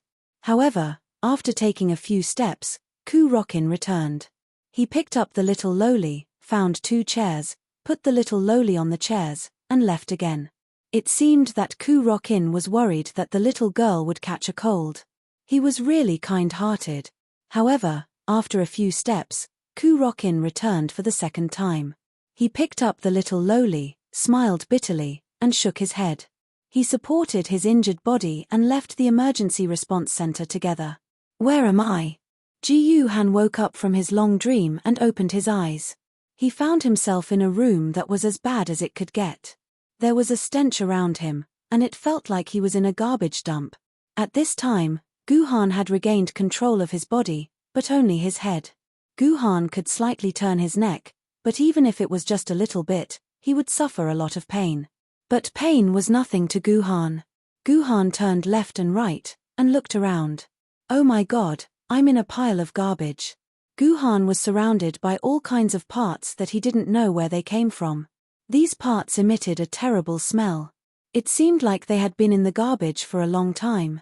Gu-Han could even see rotten apples on some of the parts. It was really disgusting. Shen-Yuan. Shen-Yuan. Gu-Han opened his mouth and found that his voice was also hoarse. He spoke intermittently, like a broken bellow. You're awake. Xuanyuan's lazy voice rang out. If you want to ask me how you became like this, then I'm sorry, I don't know. No. I just want to thank you for saving Yuzhang City. Gu-Han's voice became softer and softer, until it was completely inaudible. Obviously, his throat could not support him to continue speaking. Why are you thanking me? This is what I should do. After all, I am the ancestor of the human race. Shen-Yuan did not expect Gu-Han to thank him, and for a moment, he panicked. Forget it. Since you're so sensible, I'll tell you a little about it. Shen-Yuan immediately forgot what he had just said. Although you used the power of the 6 revolutions elixir to defeat the Nether River ancestor, your body could not withstand the power. In the end, I could only disperse the remaining elixir's power and distribute it to various parts of your meridians. So now your body is filled with the remaining power of the 6 revolutions elixir. It is impossible to convert the elixir into sword essence, but it can be absorbed by your meridians, bones, and flesh. If you successfully absorb the elixir, your body will transform into a half-immortal body, which is equivalent to the body of a Fey-level Yuan Ku. You can completely discard the Sword Mother and use your physical strength to fight against the Fey-level Yuan Ku. What do you think? I treat you very well, like my own son. Of course, it takes time to absorb the elixir. Before a certain part of your body absorbs the elixir, you can't use that part of your body. In other words, you can only lie here and wait for the elixir to be absorbed by you. Alright, I'm sleepy. I'll talk to you after I sleep for 10 days or half a month. Good girl. Good night. After explaining the current state of Gu-Han's body, the Shen-Yuan sword completed its task and went to sleep. At the same time, footsteps came from outside the door of the room where Gu-Han was. It seemed that the owner of the room had arrived. Gu-Han also knew who brought him here. To be honest, the smell of the room was a little too unfriendly for a sick person. Chapter 567.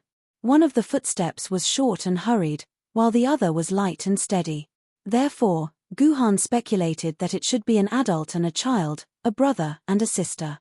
Sure enough, he soon heard the clear and melodious voice of the younger brother. Sister. Sister. This beautiful sister that I picked up is still sleeping. At this time, Gu-Han did not open his eyes. Instead, he closed his eyes and continued to pretend to be asleep. This way, the people who came in would let their guard down, so that they could say what they wanted to say without hiding anything. Gu-Han would also be aware of his real situation. It's just that this beautiful sister is still sleeping. What does that mean? Could it be that I'm still in the state of a woman? Suddenly, Gu-Han wanted to touch his chest to see if he was a man or a woman. Alright, be quiet. Don't wake this sister up. Let her sleep for a while more. The person who responded was a calm girl. However, judging from her voice, she should not be much older. They must be a pair of siblings. Oh, okay. The younger brother's voice instantly became softer. Then, he asked, "Sister, how's your business today?" The sister was silent for a while. "Very good. Many people came to watch Sister's performance today. Sister earned a lot of money today." "Really? That's great." The younger brother cheered. "Sister, we haven't eaten potatoes for dozens of days. Let's buy some potatoes today to make hot and sour shredded potatoes." Xiaojian said that people who always eat nutrient solutions will not grow taller. "Okay, sister will buy potatoes for you tomorrow." Although the sister agreed very quickly, Guhan could hear the embarrassment in her voice with his eyes closed. It seemed that things were not as this sister said. They had earned a lot of money. At the mention of potatoes, Guhan could not help but think of his favorite hot and sour shredded potatoes when he was young. This was also a somewhat extravagant food for him. However, Guhan's family could eat hot and sour shredded potatoes once or twice a week. Moreover, Guhan's family usually had rice to eat. For ordinary people, potatoes were slightly more expensive than rice.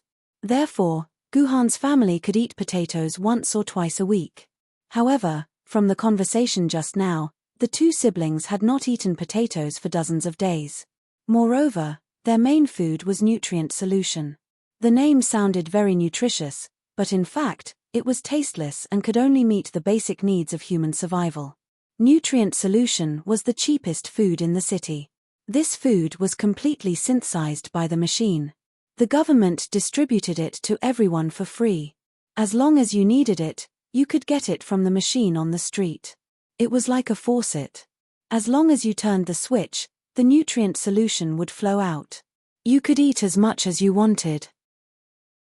Therefore, the whole of Yuzhang City had achieved something that had not been achieved before the apocalypse. No one had starved to death. However, only the lowest class of people would rely on nutrient solution every day. Families with a bit of ambition would try to let their own family eat delicious white rice. This pair of siblings actually completely used nutrient solution as their main food. From this, it could be seen that they should be in a very poor state. This was not surprising. From the house full of garbage, Guhan could guess a little bit. "That sister. Can I watch TV for a while?" the younger brother asked timidly. "Sure, but not for too long. We don't have much electricity left. We have to last until next month. Do you understand? I'm going to cook for you," the sister said sternly. "Hooray, let's go watch cartoons." The younger brother cheered and turned on the TV. The sound of the TV was a little hoarse, and there was a lot of static. It sounded like the speaker of the TV was about to be completely broken. They really were very poor. Guhan heard the sound of the TV constantly changing. Obviously, the younger brother kept changing the channel. After changing about a dozen channels, the younger brother threw the remote control to the side in dissatisfaction. "Sister, why aren't you playing cartoons? This should be the cosmic Superman Patrick Star. Why are all the channels broadcasting the news? It's so boring."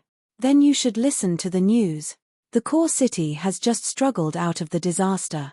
The two of us also escaped from death. It's a good time to listen to the situation now. What the officials of the council plan to do, and whether they will give us some compensation." Helpless, the younger brother could only listen to his sister and watch the news. Thanks to this news, Guhan finally had a certain understanding of Yuzhang City after he was in a coma. A very haggard female anchor quickly reported, according to incomplete statistics, after the end of the Great Attack, 71 million people in the core city went missing, 25 million died, and 390,000 survived. A large number of skeletons were placed in the temporary disposal center of what used to be the commercial CBD. Those who can't find their families can go to the temporary disposal center to claim their family's remains. The Sword Council's Temporary Aftermath Committee reminds everyone that if the remains of your family can't be found in the temporary disposal center, please don't be sad. The Sword Council will build a unified memorial for the missing, and everyone can express their grief at the memorial. According to the news from the Sword Council's Temporary Aftermath Committee, all the remaining Yuan Ku in the periphery of Yuzhang City have retreated. The army of sword bearers in Yeyang Fortress has returned. The cleanup of the remaining yuan coup in the city is being carried out in an orderly manner.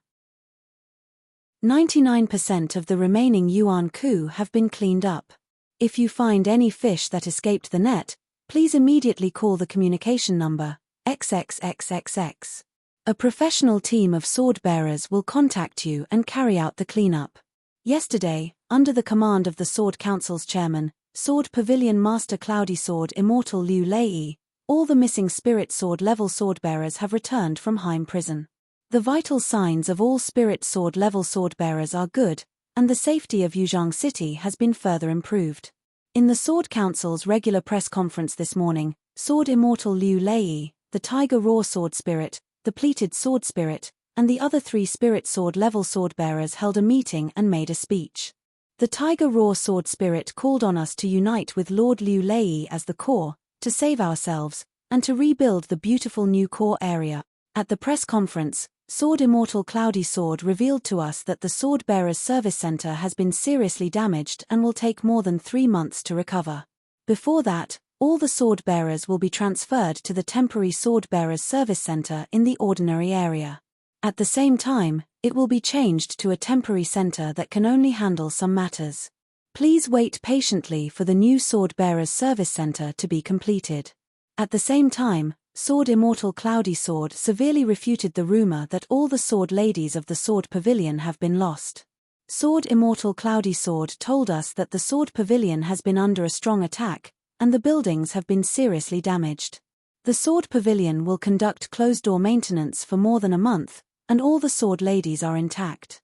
He warned all those who spread this false news with ulterior motives, once found, will be severely punished. At the end of the press conference, Sword Immortal Cloudy Sword once again issued a search order to all the residents of the city. Anyone who has any clues about our respected and brave temporary chief commander, Lord Guhan, will be rewarded with 100,000 to 10 million renminbi. Below are the photos of Lord Guhan, and please pay attention to the search. Yesterday, we interviewed the urban planning expert, Professor Su. He said that the population of the core area has been greatly damaged. In order to restore the population of the core area, the Sword Committee and the Council will definitely relax the requirement of merit points for ordinary people to enter the core area. This will probably be implemented after the Council is reorganized. However, the people in the normal area have expressed their reluctance to enter the core area, saying that the normal area is safer. Like the sun, the memorial service for the former chairman of the Sword Committee, Sword Immortal Baiju Wudao, will be held in the Heavenly Heart Pavilion in the normal area tomorrow. A public memorial service will be held at 2 o'clock in the afternoon. Millions of people in Yuzhang City will kneel before Lord Wudao's coffin to express their grief. Here is the latest news that our station has received. A joint condolence group formed by Yangjing City, London City, and Buenos Aires City will arrive in Yuzhang City in 5 days. At that time, they will conduct a joint condolence for Yuzhang City for 10 days, and will launch a comprehensive aid work for Yuzhang City. One side is in trouble. Help is coming from all sides. Love is boundless in the world. The TV stopped abruptly at this point.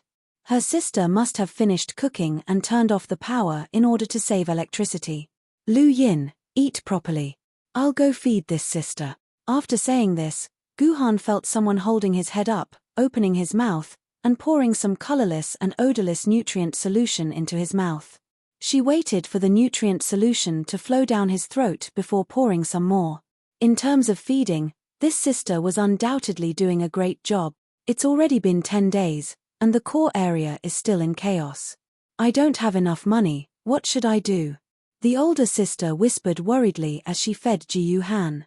Previously, she had mentioned that she relied on performing to earn money. Perhaps she could have earned quite a lot of money when the core area was in a state of prosperity, but now that the core area was in a mess, who would be interested in watching performances? This older sister's livelihood had probably been cut off. Cough, cough. Perhaps because sister was thinking about something, she accidentally spat a mouthful of nutrient solution into Guhan's mouth. Guhan realized that he should take the initiative to swallow it, but his movements could not keep up with his thoughts. It was the first time in his life that Guhan was choked by nutrient solution. He started coughing violently, and even his eyes opened. That's great. You're finally awake. Forget it, Guhan could not continue acting. Chapter 568. Why am I here? Who are you? Ji Han's throat could not be used normally. Ji Han could only use a very soft voice to say a few words. The sister had to put her ear on Guhan's mouth to hear what Guhan was saying. We are all civilians from the core area. We found you in the furniture city and found you unconscious. You were covered in blood and your gadget was missing. We could only bring you to my house to recuperate. The sister explained, my name is Lu Shihua, and this is my brother Lu Yin. Don't worry, we are not bad people. If you want to leave, you can do so at any time. Thank you. I can't move now. Guhan couldn't finish his words. His throat couldn't take it anymore. He had to rest for a while before he could continue speaking. It's okay, miss. You can rest here for as long as you want. Sister Lu Shihua said gently. Then, she left Ji Han's side and went to do something with her brother. Ji Han didn't know what to do. Guhan could calm down and combine the information he had just learned from the TV to put a simple end to his current situation. First of all, his body was still that of a girl. From what Shen Yuan said, before he completely absorbed the remaining power of the 6 revolutions pill, he wouldn't be able to regain his male body. Secondly, his master, Liu Lei, was still alive and was constantly looking for clues about him. Most importantly, all the innate sword ladies of the Sword Pavilion were with him. Without them, the Sword Pavilion would definitely be in a state of panic. Liu Lei didn't refute any rumors. Everyone was in a state of panic. If he didn't send the natural sword maidens back, Yuzhong City would be in chaos again. I can't let my master worry about me and these natural sword maidens. I have to send them all back. Ji Han thought silently. Logically speaking, the best thing he could do now was to tell the Liu siblings his true identity, and then have them send him to Liu Lei's place. Ji Han would definitely be able to enjoy 100 times more care than here. Unfortunately, Ji Han gave up on this idea without even thinking about it. What a joke. His current body was Ji Xuanyuan's body. How could Guhan use this body to meet Liu Lei, Misaka Mikoto, and Song Hammer? Guhan made up his mind. Before he regained his gender, he would hide here to recuperate. He wouldn't go anywhere and wouldn't see any friends. However, Guhan felt that he should at least give Liu Lei the dimensional pouch filled with the natural sword maidens. It had been 10 days. The natural sword maidens had been missing for 10 days. Liu Lei probably wouldn't be able to have a good night's sleep. He couldn't let Liu Lei worry about the natural sword maidens anymore. He had to find a way to return the dimensional pouch to Liu Lei. The problem was that Guhan didn't want to show his face. Moreover, his gadget had completely disappeared when his body was transformed. Guhan couldn't contact anyone he knew. How could he safely pass these things to Liu Lei without revealing his face? Guhan fell into deep thought. Lu Yin, take good care of this lady at home. I'll go out and see if there's any work to be done. After Lu Shihua finished his meal, he rushed out again, leaving his brother Lu Yin alone in the house. Guhan was currently trying to communicate with his sword maidens. However, because of the 6 revolutions elixir, Guhan couldn't enter his purple mansion to find his sword mark. Not being able to find the sword mark meant that Guhan couldn't communicate with Qingpin and the others. In fact, Guhan didn't even know what happened to Qingpin and the others. Back then, Qingpin and the others had been killed by the Nether River Patriarch in order to protect him. They fell into the Blood Sea, and he didn't know where they were now. If not for the faint connection between him and the 3 sword maidens, Guhan suspected that they might have been broken by the Nether River Patriarch's attack. As long as his sword mark was still there, even if Qingpin and the others were temporarily separated from him, they would return to him sooner or later. As long as he regained control over his sword mark and they weren't broken, they would immediately return to him. There was no possibility of losing them. Qingpin, Duyu, and Yi Tian had gone missing because they took a bullet for him, but Juzi should have been by his side when he fainted. He still had a sword maiden, But where was she? Guhan slowly turned his neck and looked at the tall pile of discarded parts around him. This was the first time Guhan had carefully observed these parts, and found that they were all taken from various electronic waste. At this moment, there was a little boy who was about 1.4 meters tall and so skinny that even his bones could be seen. He was sitting on top of the pile of parts, fiddling with the parts in his hands. "Hey! Hey!" Guhan called out.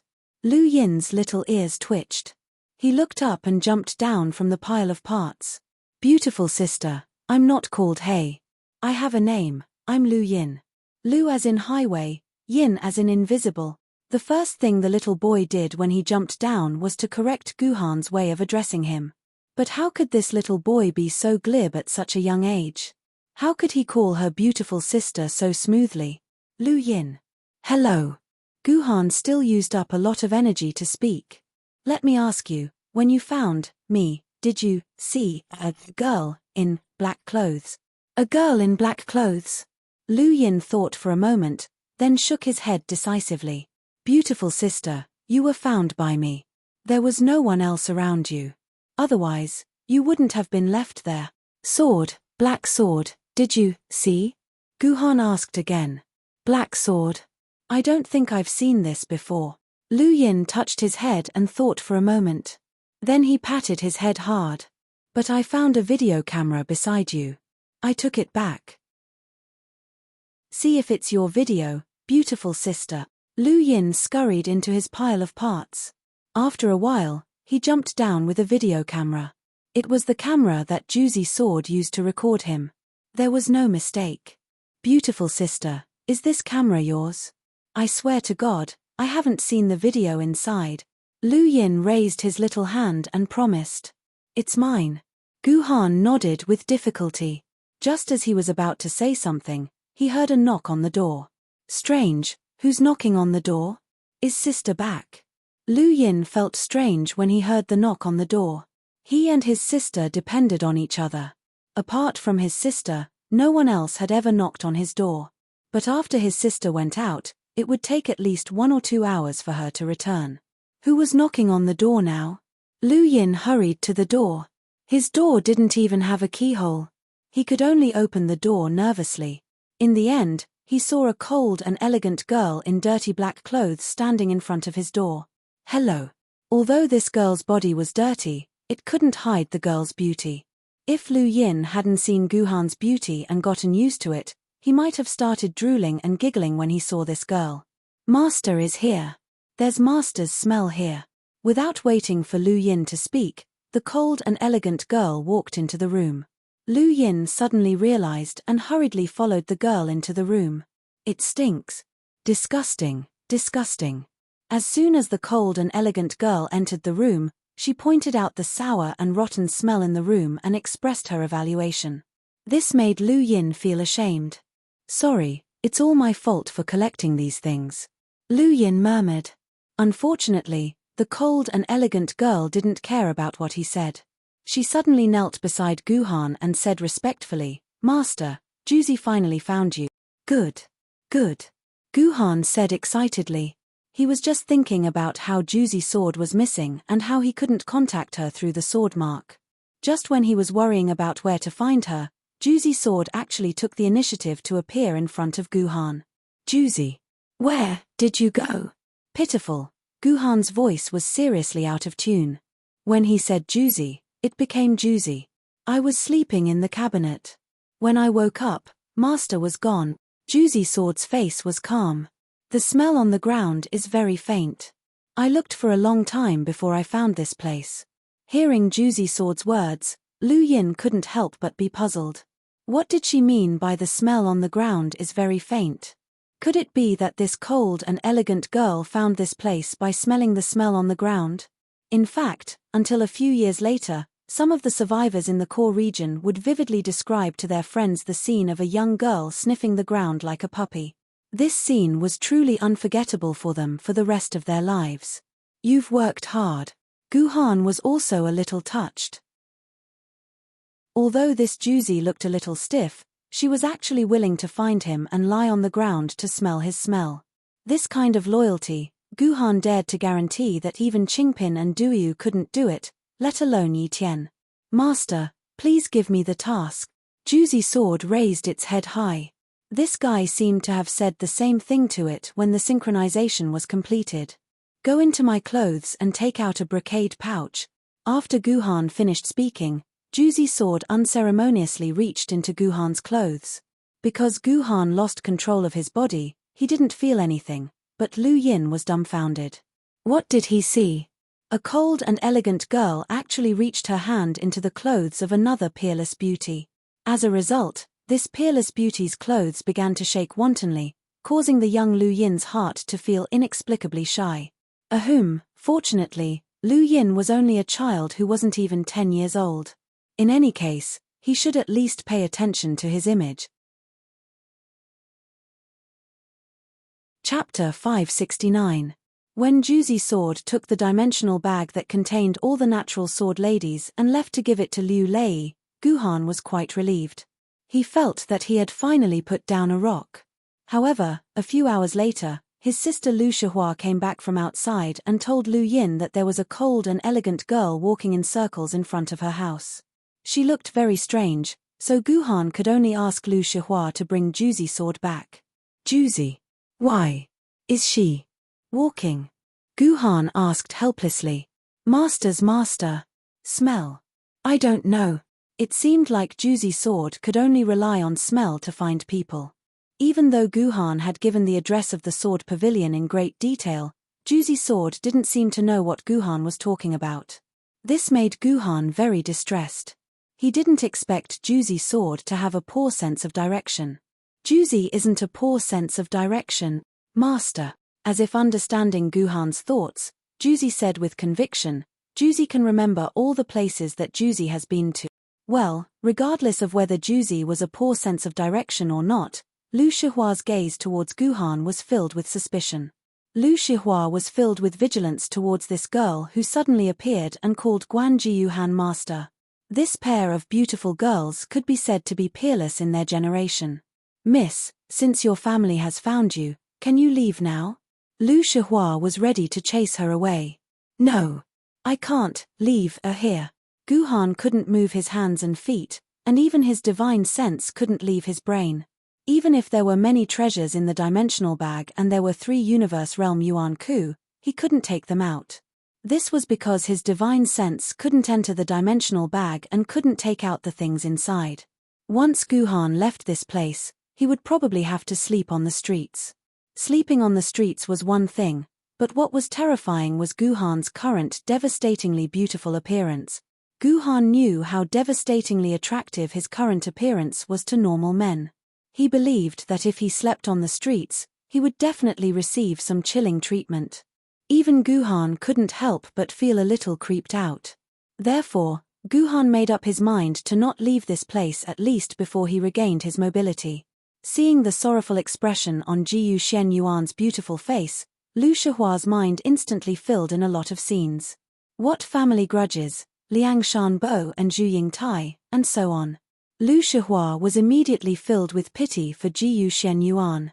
Alright, if you don't mind my place being too smelly, too messy, and I only have nutrient fluids for food, you can stay here for as long as you want. Lu Shihua's heart softened in the end. Next was dinner time. As usual, Guhan was allocated a bowl of nutrient fluids, and so was Juzi. Seeing that Juzi addressed Jiyu Shen Yuan as master, he naturally thought that Juzi was Jiyu Shen Yuan's maid, so he handed over the task of feeding Jiyu Shen Yuan to Juzi. The result was very funny. After Juzi poured the nutrient fluids into Guhan's nostrils for the 3rd time, Lu Shihua had no choice but to take over the task of feeding Jiyu Shen Yuan. When the lanterns were lit, there was only a weak light in Lu Shihua's house. With the help of this weak light, Lu Yin was still fiddling with a game helmet in his hand. This was the dedicated game helmet for Sword Maiden Online. Although Sword Maiden Online could be played by personal terminals, if one used a dedicated game helmet, one could experience a better game effect. So, Guhan usually used a game helmet to play games at home. The game helmet in Lu Yin's hand looked like it was decades old. It was grey, and the paint on it was mottled. It was probably thrown away by someone, and then Lu Yin picked it up. Damn it. Which welding pin is the problem? Lu Yin tried wearing the helmet for a long time, but he still couldn't use it. He was so angry that he threw the helmet on Jiyu Shen Yuan. Beautiful sister. I'm sorry, I didn't mean it. Lu Yin quickly jumped down, picked up the helmet, and said apologetically. Although he already knew Jiyu Shen Yuan's name, Lu Yin was still used to calling Guhan beautiful sister. Regarding this, Guhan expressed helplessness. Forget it, I'm living under someone else's roof. As long as you're happy. P.S. The names Jiyu Shen Yuan and Guhan seem to be used a little incorrectly. Author, please explain. When describing Guhan's consciousness, use Guhan, and when describing Guhan's body, use Jiyu Shen Yuan. Looking at the game helmet, Guhan suddenly had an idea. Since he couldn't contact them in real life, he could contact them through the game. As long as he could find Song Hammer in the game, he could get him to tell his master that he was safe. He could also tell him a place to bring the dimensional brocade pouch containing the natural sword maiden to Liu Lei. This was indeed a good idea, so it was especially important to fix the helmet in Lu Yin's hand. If he couldn't fix the helmet, Guhan's idea of contacting him through the game would be an illusion. Lu Yin. That helmet. Where is it, broken? Jiyu Shen Yuan's voice was much better than before. Although she was still stuttering, her voice was much louder. This meant that Guhan's body was constantly absorbing the medicinal power of the 6 Revolutions immortal pill. Back then, Guhan had also studied the game helmet for a while. Although he didn't know much, he might be able to find the problem with the helmet and then fix it. It seems like there's a problem with this chip. There are 268 soldering pins here. I've already welded them over 100 times, but I can't find the right welding method. Lu Yin already knew what the problem was, but he couldn't find the right welding pins. He could only use the stupidest method to test them one by one. Regarding this, Guhan could only express his helplessness. He didn't know anything about welding pins. Just when the whole thing seemed to have reached a stalemate, the silent Juzi sword suddenly spoke. Master, do you want to fix this thing? Yeah. Jiyu Shen Yuan snorted and didn't take Juzi sword's words to heart. However, what happened next stunned Lu Yin. Juzi sword suddenly took the helmet from Lu Yin's hand and then took Lu Yin's tin welding pen. Both hands started working at the same time. Lu Yin only saw that his eyes were dazzled for a while. His eyes were filled with the after-images of Juzi's hands. It was as if he saw dozens of hands appearing at the same time. In less than 10 seconds, Juzi threw the helmet back into Lu Yin's arms. It's fixed. Try it. Juzi sword said coldly. Are you kidding me? Lu Yin put the game helmet on his head in disbelief. In less than 10 seconds, he took off the helmet with a face full of excitement. Oh my god, this is incredible. Sister Juzi, you actually fixed this helmet. Because of Jiyu Shen Yuan's magical accent, Lu Yin and Lu Shihua thought that Juzi sword's name was Juzi. Although they felt that the name was very strange, she was a maid from a rich family. It was normal for her to have a strange name. Juzi sword was quite indifferent to Lu Yin's surprise, as if it was just a trivial matter. Oh right, Guhan remembered that Juzi sword was the sword of Mo Zi, the founder of the Mo family. Mo Zi was known as the first scientist in China. As Mo Zi's sword, it was normal for Juzi sword to know some skills. However, could it be that during the spring and autumn warring states period, there was already such a thing as a game helmet? Sister Juzi, teach me how to fix the game helmet. On the other side, Lu Yin excitedly and pleadingly pulled Juzi sword's hand. Sister Juzi, please, teach me. Unfortunately, Juzi sword was indifferent to Lu Yin's request. I know, I've seen it on TV before. These are all secrets. Only by worshipping Sister Juzi as my master will Sister Juzi teach me these things, right? Lu Yin said as he prepared to kneel in front of Juzi sword and worship Juzi sword as his master. However, when Lu Yin knelt down, he found that Juzi sword was no longer in front of him. Instead, it was kneeling beside Jiyu Shen Yuan and placed the game helmet next to Jiyu Shen Yuan's head. Lu Yin. Helmet. Can you lend it to me? Jiyu Shen Yuan asked with her big bright eyes. Okay. Okay. Anyway, I'm only 10 years old and can't use it. This was also repaired by sister's maid. Beautiful sister can use it. After getting Lu Yin's approval, with the help of Juzi sword, this old game helmet was finally put on Guhan's head. Genetic test, normal. Welcome back to the game. Player military governor.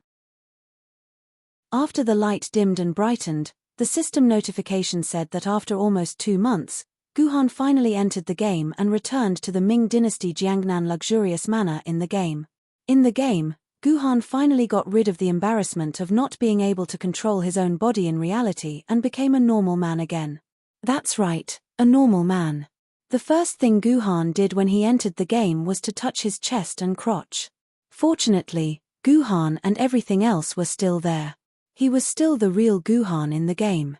At this moment, Guhan was standing in the main hall. There was a maid NPC serving him with her head lowered. He thought about King Yu, who he didn't know where. This scene in the game actually made Guhan feel like he had returned home. Let me ask you, where is King Yu now? The first thing Guhan did was to find King Yu. The last time he left the game, he told King Yu that he would be back in 20 days and at most a month. In the end, it had already been around 50 days. With King Yu's personality, she probably hated him to death by now. He didn't know how to comfort her so that she would forgive him. What was more terrifying was that he had promised King Yu. Now, he might really have to go back on his word. Is Master asking about Madam? The maid suddenly said something that made Guhan sigh.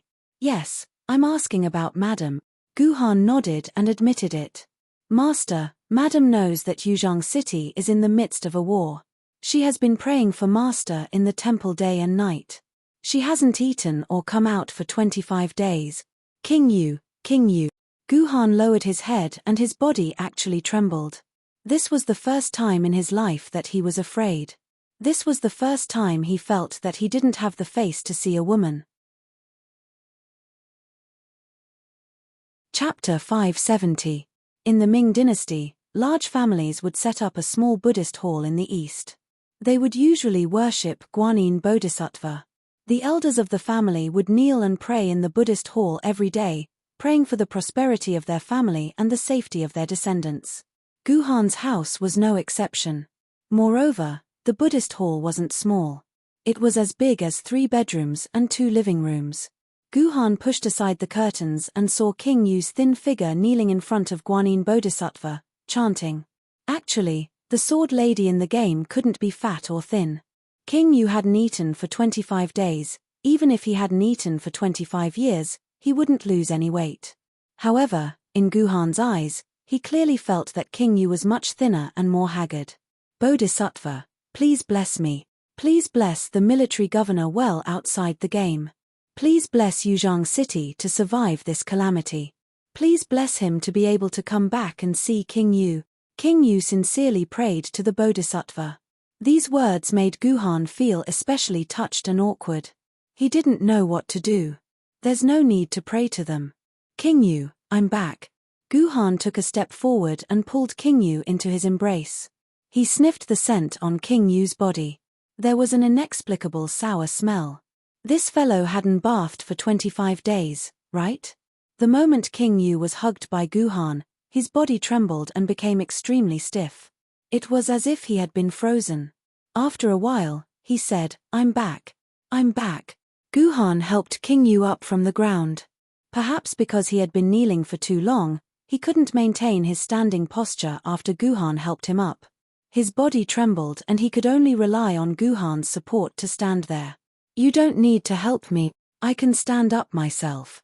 Even though his body was still trembling, King Yu was still stubborn and insisted on standing up by himself. If it was Ji Yu Han who had just entered the game, he would definitely listen to King Yu's words and let her go, leaving her to die on her own. But now, how could Guhan do such a thing? Instead, he hugged King Yu even tighter. Boring, pervert.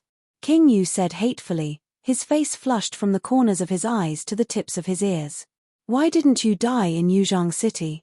I could have escaped from your clutches and didn't have to suffer like this. Why are you still being so stubborn at a time like this? Guhan hugged King Yu. If I really die, You won't be able to live either. You bastard. Sob sob. Hearing Guhan's words, King Yu finally couldn't hold back his emotions and burst into tears in Guhan's arms. You pervert, shameless bastard. If you die, of course I won't be able to live. Guhan let King Yu vent his emotions in his arms. He cried for half an hour until King Yu was tired. Then, Guhan took out a carved wooden bed from his pocket and placed it in the temple hall. He carried King Yu to the bed. You must be tired. Rest here for a while. Have a good sleep. Guhan took out another quilt and covered King Yu with it. He carefully pinched the corner of the quilt. Have a good sleep. I have something to do with Song Hammer. I'll come back to accompany you later. After saying that, Guhan was about to get up and leave. But as soon as he stood up, he felt the corner of his clothes being grabbed softly. King Yu's white and tender hand reached out from the quilt and grabbed the corner of Guhan's clothes. Her stubborn eyes were full of pleading as she looked at Guhan. Her small mouth opened and closed. It was hard to hear what she said, but Guhan could tell from her mouth that she said, "Don't go. Forget it, I don't lack this bit of time." Guhan sat down again. The two were silent for a while. Guhan was the first to break the silence. You don't need to do this anymore. You can only rely on your own efforts. What does it have to do with those gods and Buddhas? Why do you need to beg them? Guhan grabbed King Yu's hand and said, "Always ask for something." King Yu smiled, "Didn't you come back safely? But there's no need to ask for these things." Guhan glanced at the statue of Guanyin Bodhisattva. Take the Guanyin you worship for example. He's not a god or Buddha that protects us. He's just a selfish stinky daoist, a universe-level Yuan Ku. Moreover, he's a man, yet he has the face to dress up as a woman. Guanyin Bodhisattva, this deity whom the descendants of Yang and Huang had once worshipped the most, had actually appeared in the real world with the identity of Yuan Yang after the Great Calamity. As soon as she had appeared, she had sent a whole 3,000 commoners to the Western Pure Land of ultimate bliss. P.S. The author hesitated for a while about the Guanyin Bodhisattva, but he still explained it. After all, many readers might be Buddhists, and there might be some religious aspects involved. Therefore, the author would like to clarify that the Guanyin Bodhisattva in the book only became Yuan Ku and slaughtered commoners because of the plot. It has nothing to do with the real Guanyin Bodhisattva. The author doesn't have any intention of slandering the Guanyin Bodhisattva. In addition, Guanyin Bodhisattva seemed to be the image of a natural female, but in reality, Guanyin Bodhisattva was 100% a man. Guanyin Bodhisattva was originally the 9th disciple of the Primeval Lord of Taoism, Daoist Ci Hang. She was taken in by Daoist Kundi in the Myriad Immortal formation and became the Guanyin Bodhisattva in Buddhism.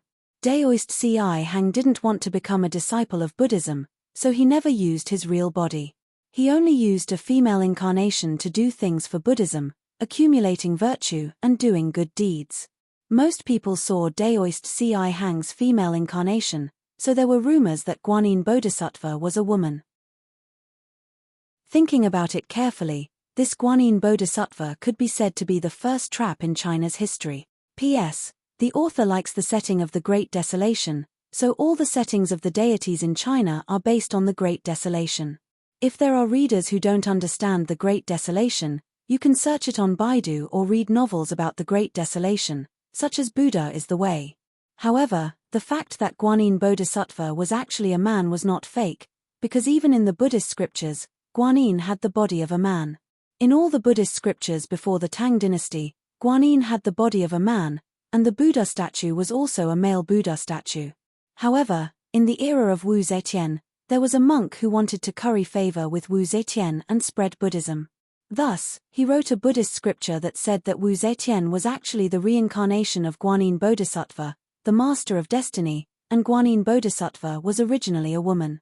When Wu Zetian saw this, she was naturally very happy. Thus, she wantonly promoted Guanyin Bodhisattva and personally confirmed that Guanyin was a woman. With Wu Zetian's will, who in the world disobeyed? Thus, from Wu Zetian onwards, Guanyin Bodhisattva gradually became a woman. TSK.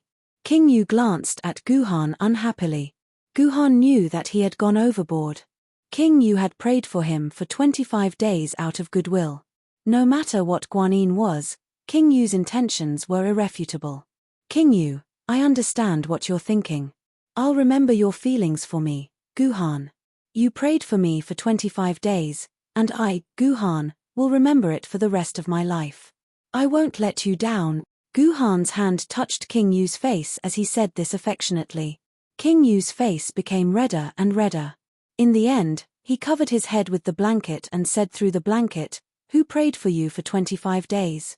I just heard that Yuzhong City was attacked by Yuan Ku, so I prayed for all of Yuzhong City. You were just included in it. Who prayed for you?" Ari, even at this point, King Yu's mouth was still so stubborn. He didn't want to admit that he was praying for Guhan no matter what. Is that so?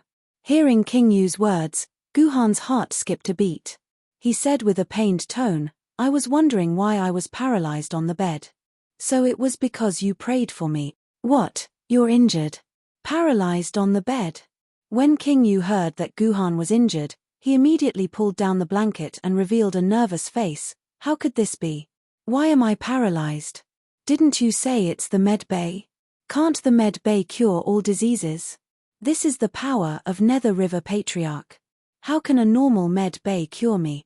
Guhan sighed and told him half the truth. "My body is now filled with Nether River Patriarch's immortal power. I can't move anything except my head. The med bay and current medical technology can't do anything about this immortal power. I can only wait for it to dissipate. How could this be?" When King Yu heard Guhan's condition, his face was full of sorrow and pain. "It's all my fault. I'm lazy and only recited your name 999 times a day. If I worked harder and recited it 9,999 times, you would definitely. Thank you 999 times." Before King Yu could finish, Guhan lowered his head and kissed King Yu's lips. King Yu's eyes widened because Guhan's tongue came in without any warning. King Yu wanted to resist, but when his tongue came into contact with Guhan's, he and Guhan were entangled. Their wet tongues entangled each other like a butterfly knot. Annoying. King Yu hugged Guhan's waist and pulled Guhan, who was sitting on the bed, onto him. He grabbed Guhan's soft flesh tightly. The two of them were separated by a blanket for a long time before Guhan got up from King Yu's body. "All right, King Yu, you're too tired. Rest well. I'm going to find Song Hammer." Guhan started to tidy up his messy clothes as if he had just finished something. Chapter 571. Wait. Queen Yu sat up from the bed. "Why do you have to go now? Can't you contact Song Hammer in real life? In the game, can't you? Stay with me." Only the heavens knew how much courage it took for Queen Yu to say that. This caused Guhan to stop. After a while, Guhan shook her head and gave Queen Yu a warm smile. "Some things can only be explained in the game. Queen Yu, don't worry. I'm heavily injured this time, and I'll have to lie in bed for at least 10 days. I'll stay with you in the game during this time." Guhan was right. In the siblings' house, Guhan had nothing to do but play the game. If he didn't stay in the game, Guhan didn't know how to pass the time. "Okay. Then hurry up and leave. Go do your things, I'll sleep for a while." When Queen Yu heard that Guhan was going to stay with her in the game for 10 days, she was overjoyed and forgot about Guhan's impending departure. She urged Guhan to leave with a look of disgust. When Guhan really left, Queen Yu felt sleepy. She hadn't slept for 25 days. If she wasn't a sword maiden, she wouldn't have been able to hold on. "Idiot, I could have improved a bit more. I was mentally prepared." Queen Yu muttered as she slowly fell asleep. "I really hope that Guhan can become a famed sword wielder. I really hope that I can be with Guhan forever in real life." After leaving his house, Guhan walked on the streets of Yuzhong City. He found bright red flags hanging everywhere with Yuzhong City's emblem on them. All the walls had turned blood red, and golden words were written on them. "Good luck, Yuzhong." Guhan checked the forum again. All the popular posts were related to the attack in Yuzhong City, such as discussing the battle situation, analyzing why Yuzhong City was victorious, reviewing the entire battle situation, commending the heroic deeds of the swordbearers, discussing the gains and losses of the attack, and redebating the safety of the quantum teleportation array. Of course, the most shocking news was that the military governor's real identity had been discovered. It was said that the swordbearers said that Yuzhang City could not be saved. Yuan Ku, who was in the core zone, could break through to the normal zone at any time. It was the military governor who descended from the sky like a god, leading more than 1,000 sword-bearers into the core area, protecting the last hope of Yuzhang City and successfully saving the entire city. However, the news of the military governor's identity was strictly controlled by Yuzhang City officials. The sword-bearers who knew the true identity of the military governor were warned by Yuzhang City. Before the military governor officially announced his identity, no one was allowed to spread the name of the military governor. However, Guhan noticed that there was a very popular post that listed several strong candidates for the military governor, such as Ku Rokin, the son of the deceased sword immortal Baiju, and Lei Mu, who led the rescue of the swordbearers. Even Liuonian Ling's name appeared, because it was said that Liuonian Ling was in Yuzhang City at the time. It was only at the last post that Guhan saw Guhan's name appear. According to the original poster, Guhan was the most likely candidate. This was because Guhan had announced to all of Yuzhang City that he had become the temporary commander-in-chief of Yuzhang City, and that he had opened the emergency evacuation system of Yuzhang City. However, ever since Yuzhang City regained control, there was news of Guhan's disappearance. Yuzhang City's TV station broadcasted Guhan's missing notice 30 times a day.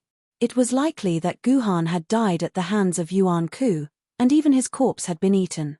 At the end of the post, combined with the fact that he had not been online for 10 days, the original poster began to suspect that the military governor was Guhan, and concluded that the military governor was also dead.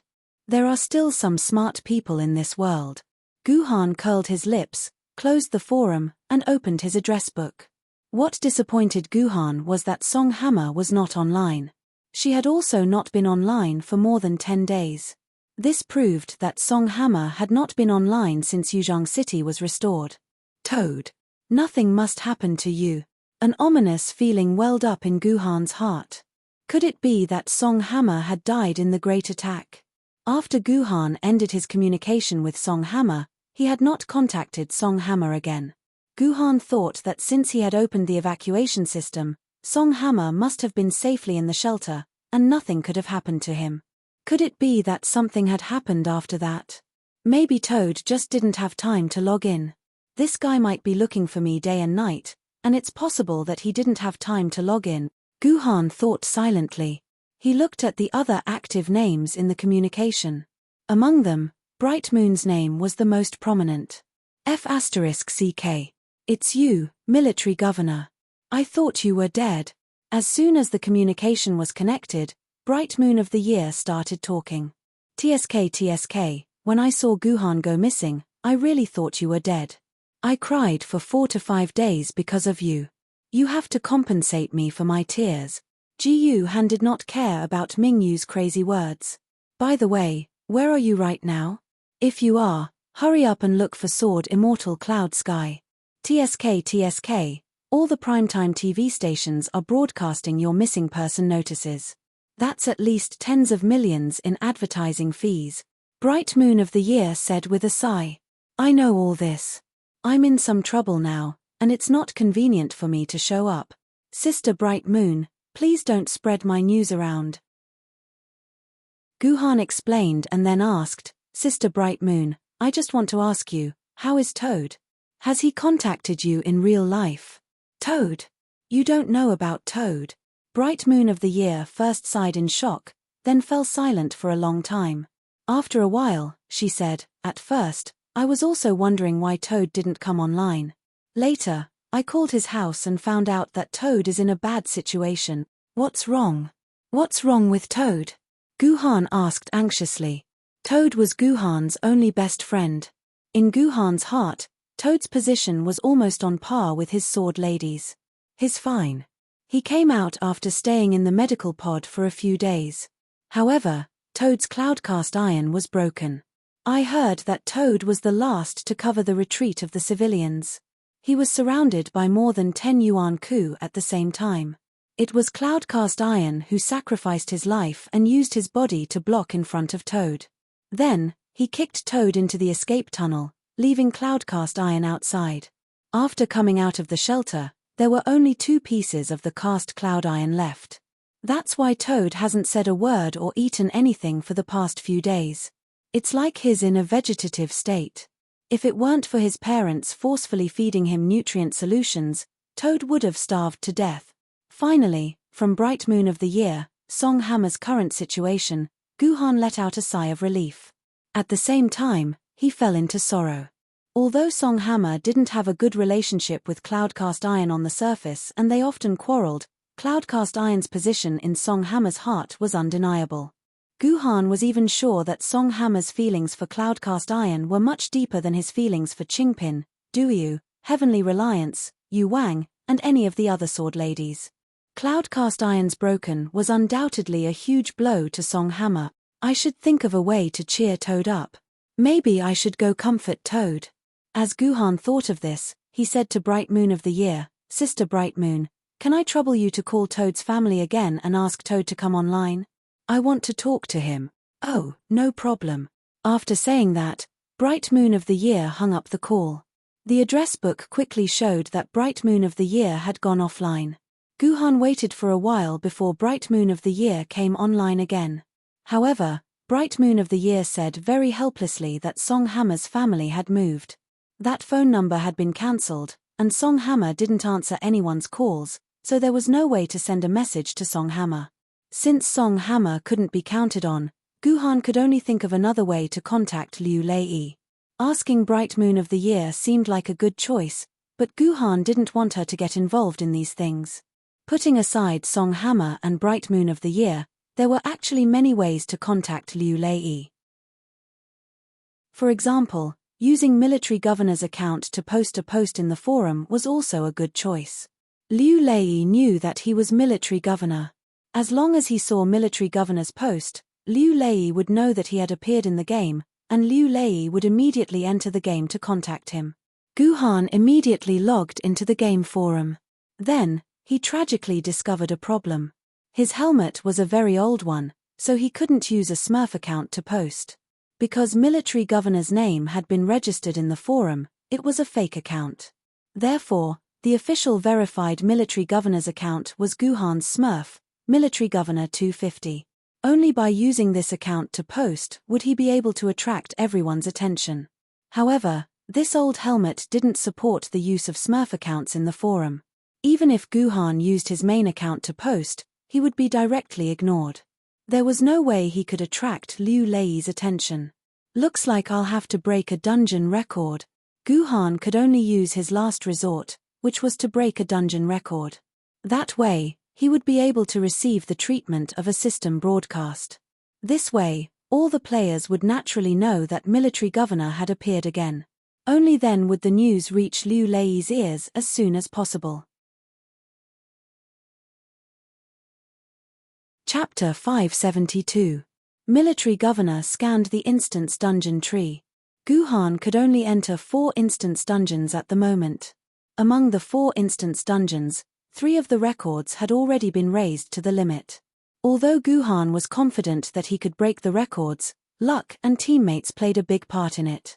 Guhan did not think that he could break the records in a short period of time. That was why Guhan had no choice but to choose the only solo instance dungeon out of the 4. It was also the instance dungeon that Guhan felt had a lot of room for improvement, the Great Search of Wuhan.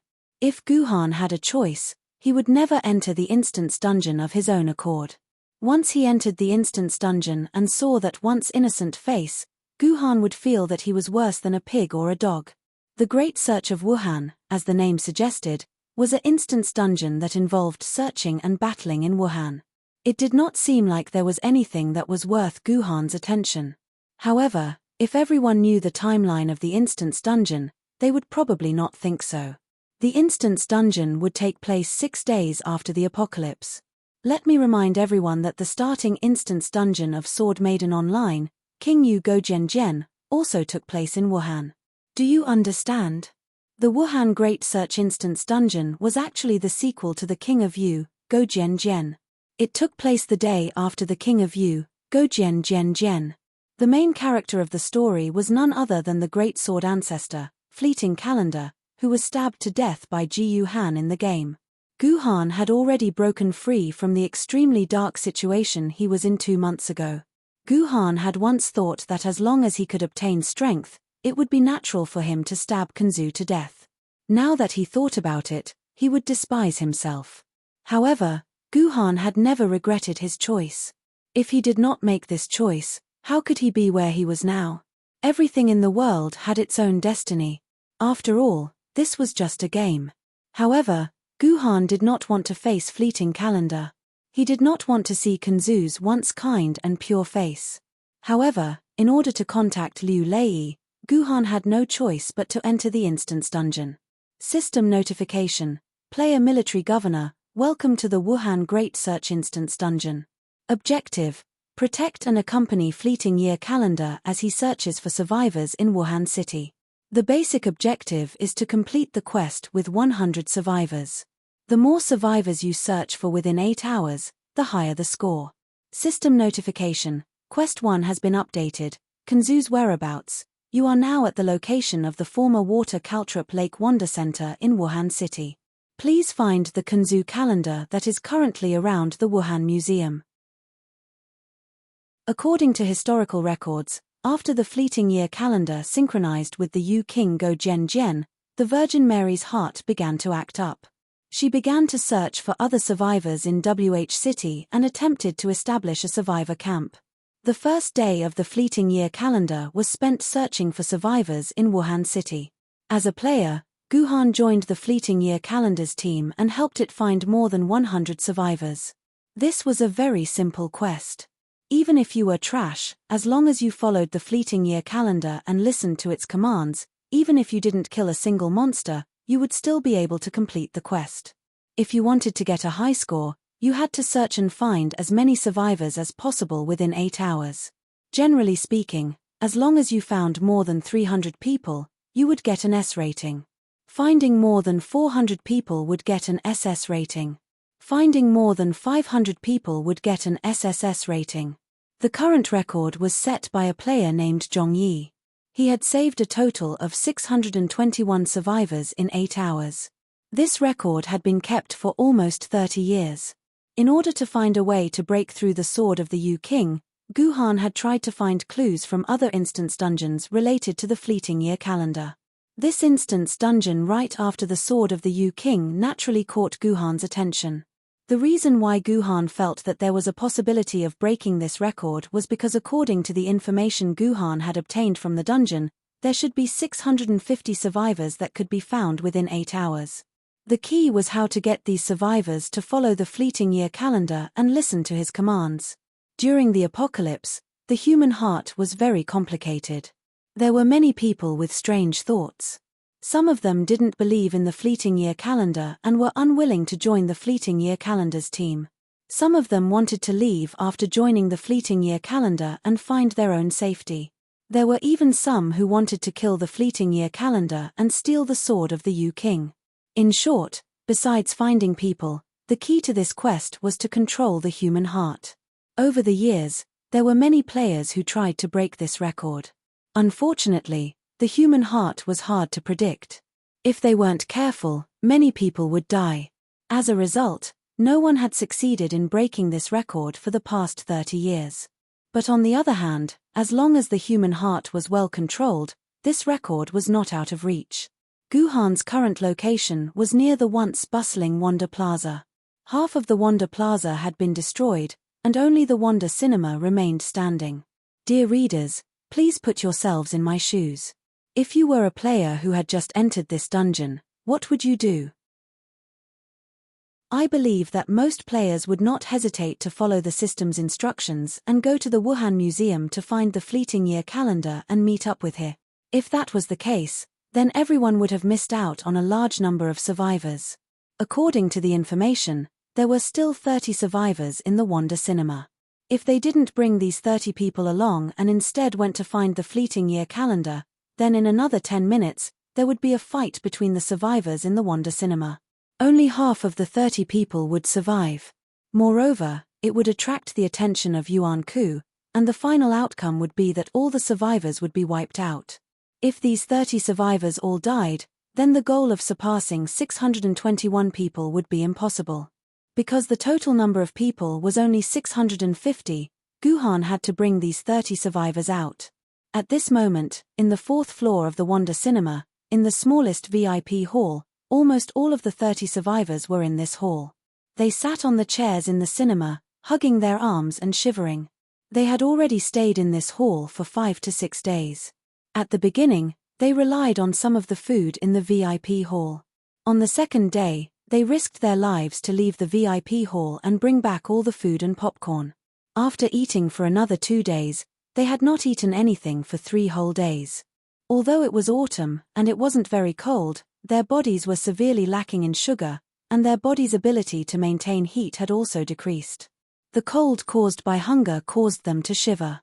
Of course, hunger was only part of the reason. The more important reason was the fear in their hearts. All of them understood that if they continued to stay here, even if they weren't killed by the monsters, they would still starve to death. They had to find a way to leave this place and find food. F***ck, you trash, stand up. Suddenly, a fierce-looking guy with a bald head and a body full of all kinds of strange patterns stood up from the comfortable leather chair. At first glance, it was obvious that he was a big bully. Behind him, a few of his equally fierce subordinates also stood up. This big bully was called WN Chow, and he was the leader of the bullies in this area. He was in charge of the businesses of dozens of places nearby. He was also a bully who climbed up step by step from a young age. 6 days ago, he brought his 3 subordinates to find trouble with the manager of this cinema, because the manager had slept with his brother's girlfriend. In the end, before they could find the manager, they encountered Yuan Ku's invasion. WAN Chow was very smart. When he saw that the hall had been invaded by Yuan Ku, he immediately rushed into the VIP hall with the tightest door. After entering the VIP hall, WN Chow did not say anything and immediately closed the door of the VIP hall. Then, he blocked all the things he could find inside the door, completely sealing the door of the VIP hall. At that time, there were 24 guests in the VIP hall watching the latest movie The Avengers 9. There were also 2 service staff. They were all shocked by WN Chow's sudden appearance. At first, when WN Chow said that there was a monster invasion, these people thought that WN Chow was crazy, saying that he couldn't distinguish between movies and reality. However, when WN Chow grabbed a few people's heads and crawled to the only glass window in the VIP hall, through the glass window, they saw a scene of broken limbs and blood on the ground outside. Only then did these people completely believe WN Chow's words.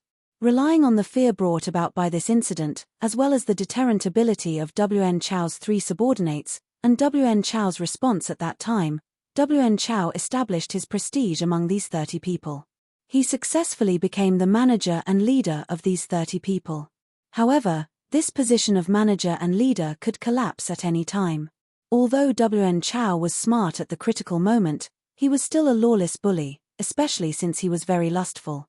He would not be happy without a woman every night. Therefore, on the first night after the apocalypse, he set his eyes on the 2 unlucky waitresses.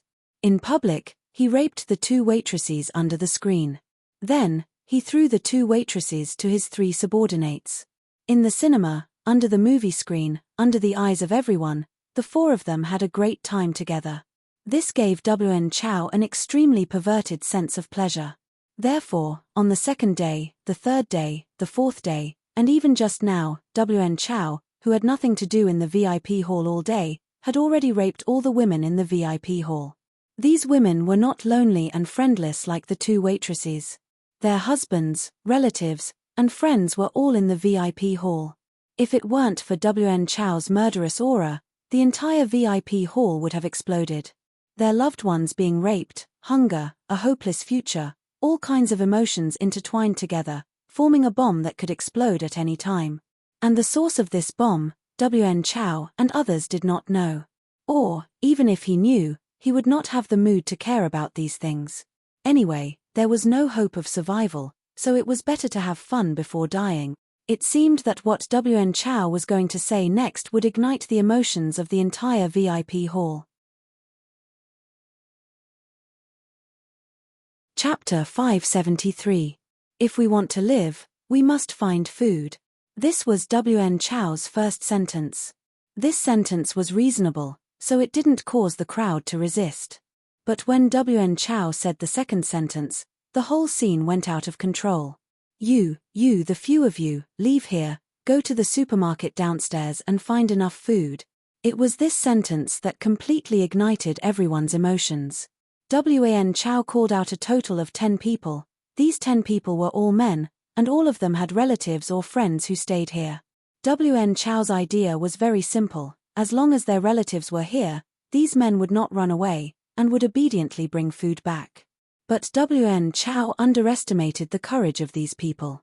Since these people saw their women being defiled by WN Chow and did not dare to resist, how could they have the courage to leave this relatively safe VIP area and run downstairs to find food? Only God knows what the situation downstairs was, and whether those horrible monsters were still there. What was worse was that WN Chow didn't reveal any intention of letting his subordinates follow him out. Oh, we are all beasts. Not only did we let you *ck our women, we also want to be your cattle and horse, and feed you. The reason why these men tolerated WN Chow's insults to their women was mainly because they thought that WN Chow and the others were strong, brave and resourceful, and could lead them to survive in this post-apocalyptic world. Now, it seemed that WN Chow just wanted to be a vampire that rode on their bodies. How could these people not feel angry? But when they found that their patience and compromise were unnecessary, their anger exploded. Brother WN, we are a little scared, why don't you lead us to find food? A man who looked like a student stood up and said, he was also one of the people that WN Chow had just called out, and his girlfriend was lying naked on the ground, her face ashen. If I tell you to go, just go, why are you talking so much nonsense?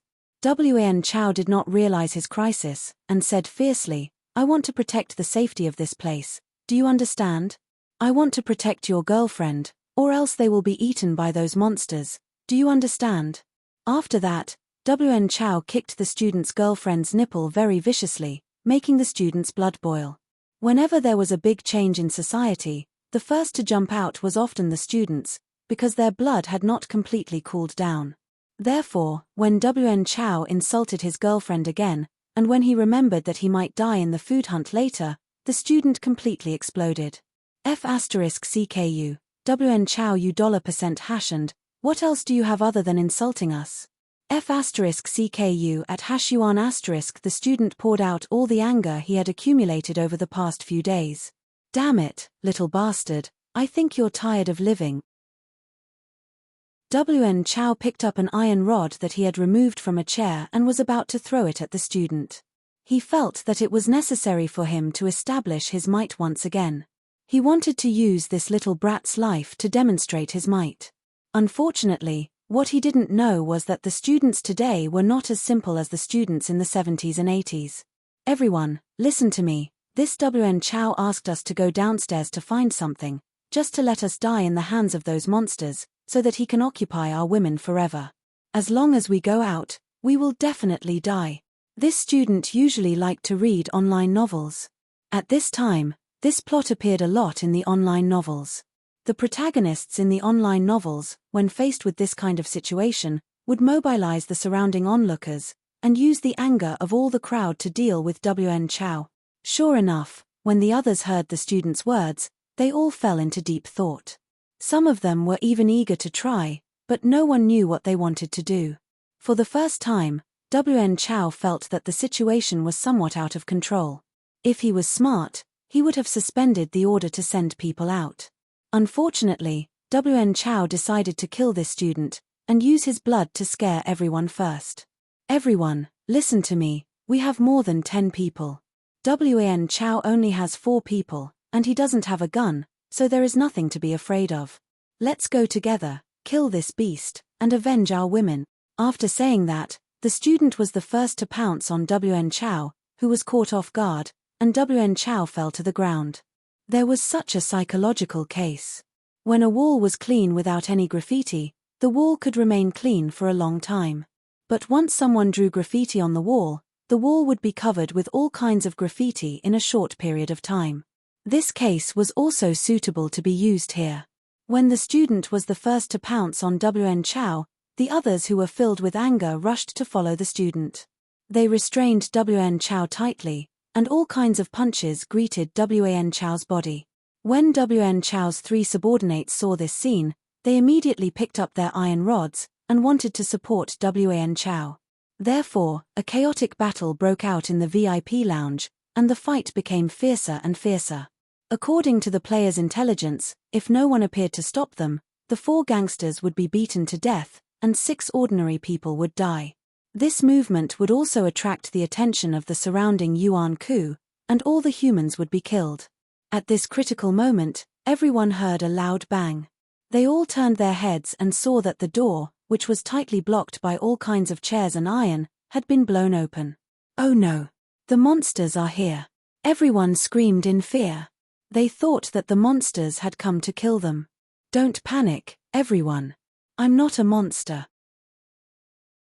I'm sent by the government to save everyone.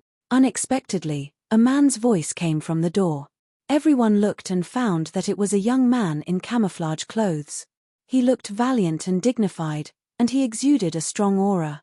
He held a long sword in his hand, and he didn't look like a monster. Wait, what did this person say? He's sent by the government. The government is here to save us. Hearing this, everyone's hearts immediately surged with infinite hope. That's great. The government is still here, and the government has sent people to save them. Those monsters must have been destroyed by the government. With this thought in mind, the entire VIP lounge was instantly filled with hope. On the broken street, Guhan walked in front, and there were 30 humans behind him. If one looked closely, they could see that the 30 humans were divided into 2 groups. One of the groups had the smallest number of people, only 4 people, and they were following behind Guhan like dogs, constantly flattering him.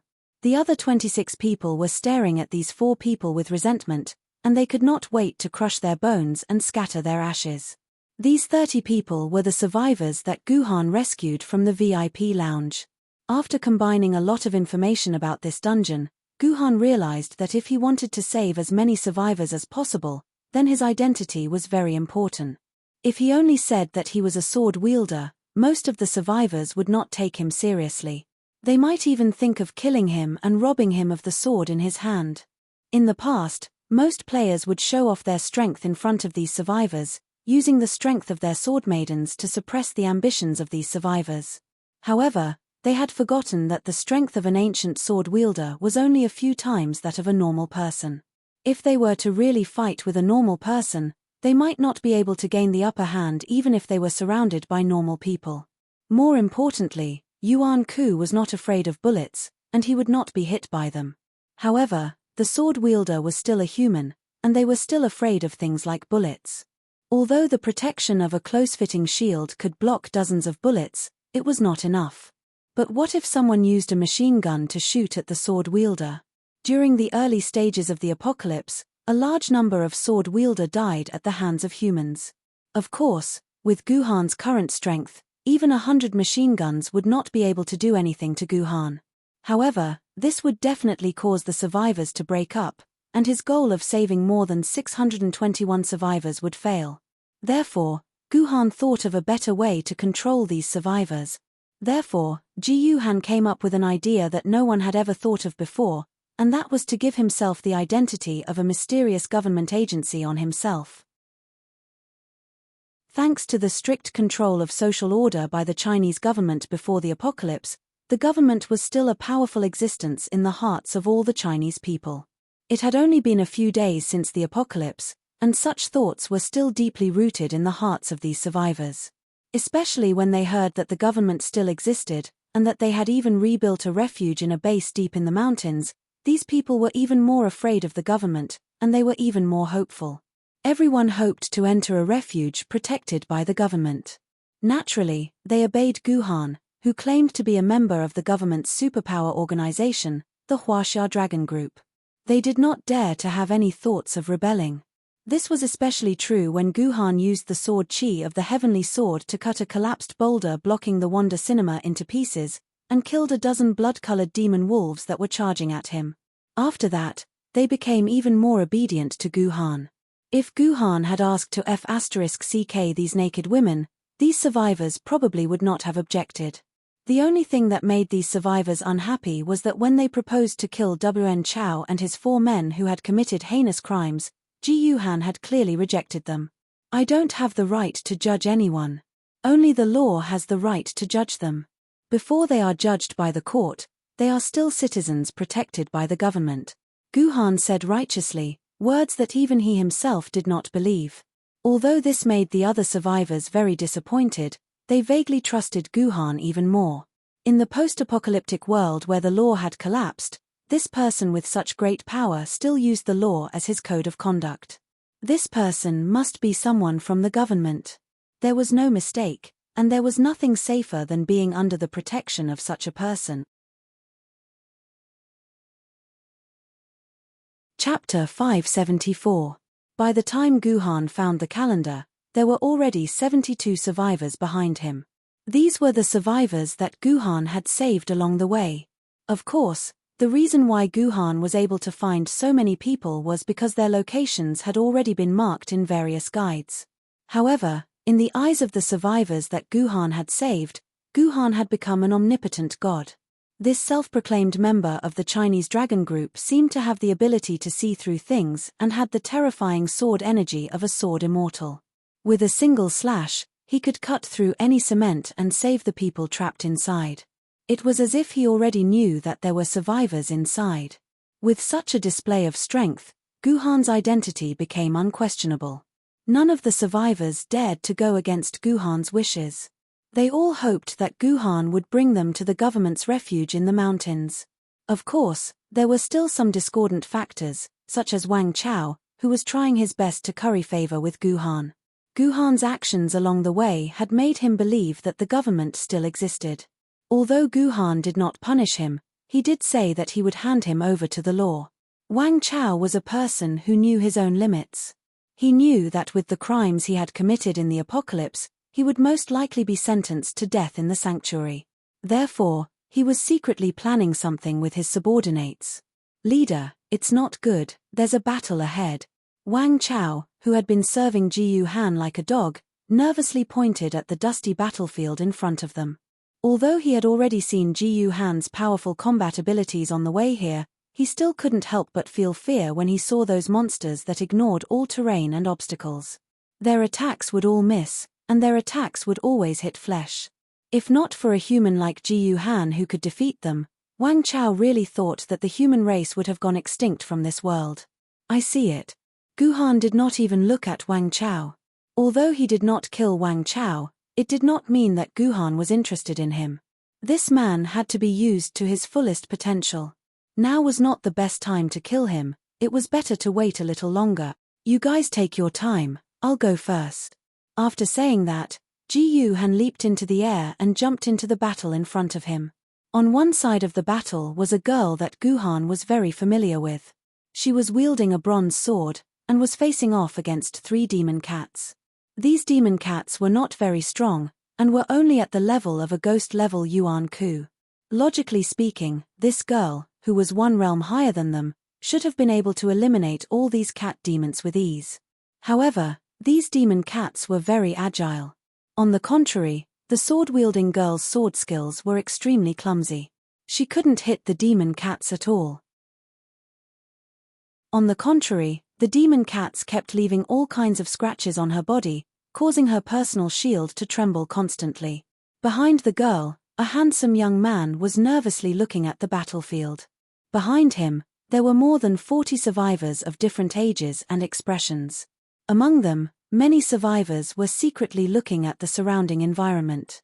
It seemed that once the girl lost the battle, these survivors would immediately escape from here.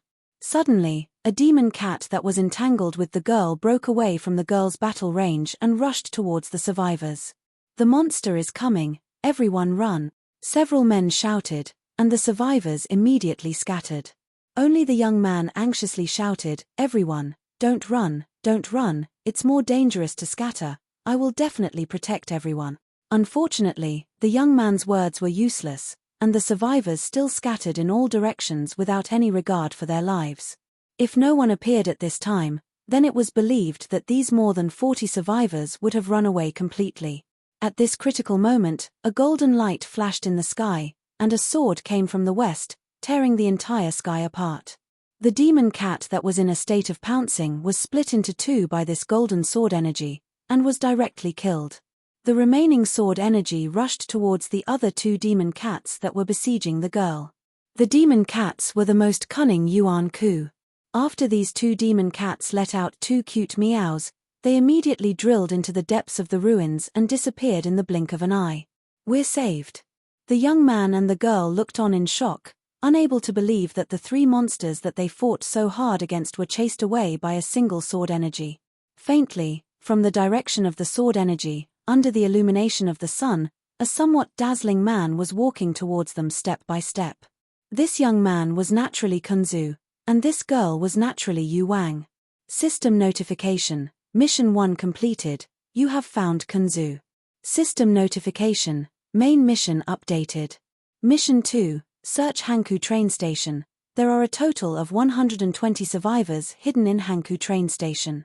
Please find them and persuade them to join you and Kunzu's team. Big brother. Hero. Thank you for your help. Fleeting year calendar jogged to Ji Yuhan's side. His forehead was covered in sweat. It was obvious that he had suffered quite a fright just now. No problem. We're all in the same boat, we should help each other out. Seeing Fleeting Calendar's familiar face again, Ji Yuhan couldn't help but recall the scene 2 months ago when he stabbed Fleeting Calendar to death in the same Yuzhong city. Ji Yuhan couldn't help but feel a headache coming on. It was really difficult to face this sword ancestor who was full of saintliness. By the way, bro, which special ops team are you from? Why haven't I seen you before? Ji Yuhan suddenly asked a question that stunned Fleeting Time as he cast aside his bad mood. Hero, what do you mean? Why don't I understand? Fleeting Calendar asked timidly. You really don't understand? Guhan looked at Fleeting Calendar carefully, grabbed his wrist, and pinched it before pretending to understand. I know, so you're a wild sword bearer. You didn't join Huaxia Dragon Group. Huaxia Dragon Group. Fleeting Time Calendar was still a child, after all. He grew excited when he heard the name China Dragon Group. Hero, I've read a novel called China Dragon Group before. It turns out that everything in the novel is true. What novel? That story was made up by those otaku web novelists. The real Dragon Group is not like this. Guhan rubbed Fleeting Calendar's head. At this moment, King Yu had just returned to Kunzu's side. King Yu looked at Ji Yuhan in confusion. He was different from King Yu's current arrogant personality.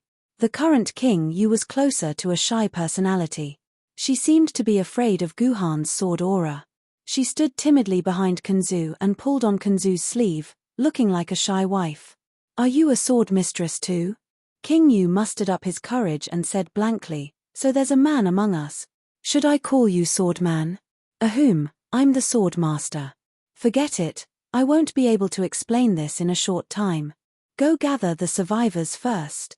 If they get separated, they'll be in danger. Guhan had just climbed up from King Yu's body, and now he saw another King Yu who looked exactly like him but didn't recognize him. Guhan's emotions were complicated, so he took the initiative to gather the survivors first, to avoid any awkwardness with King Yu. In the beginning, Guhan was just using King Yu. Guhan wasn't interested in the relationship between King Yu and Kunzu.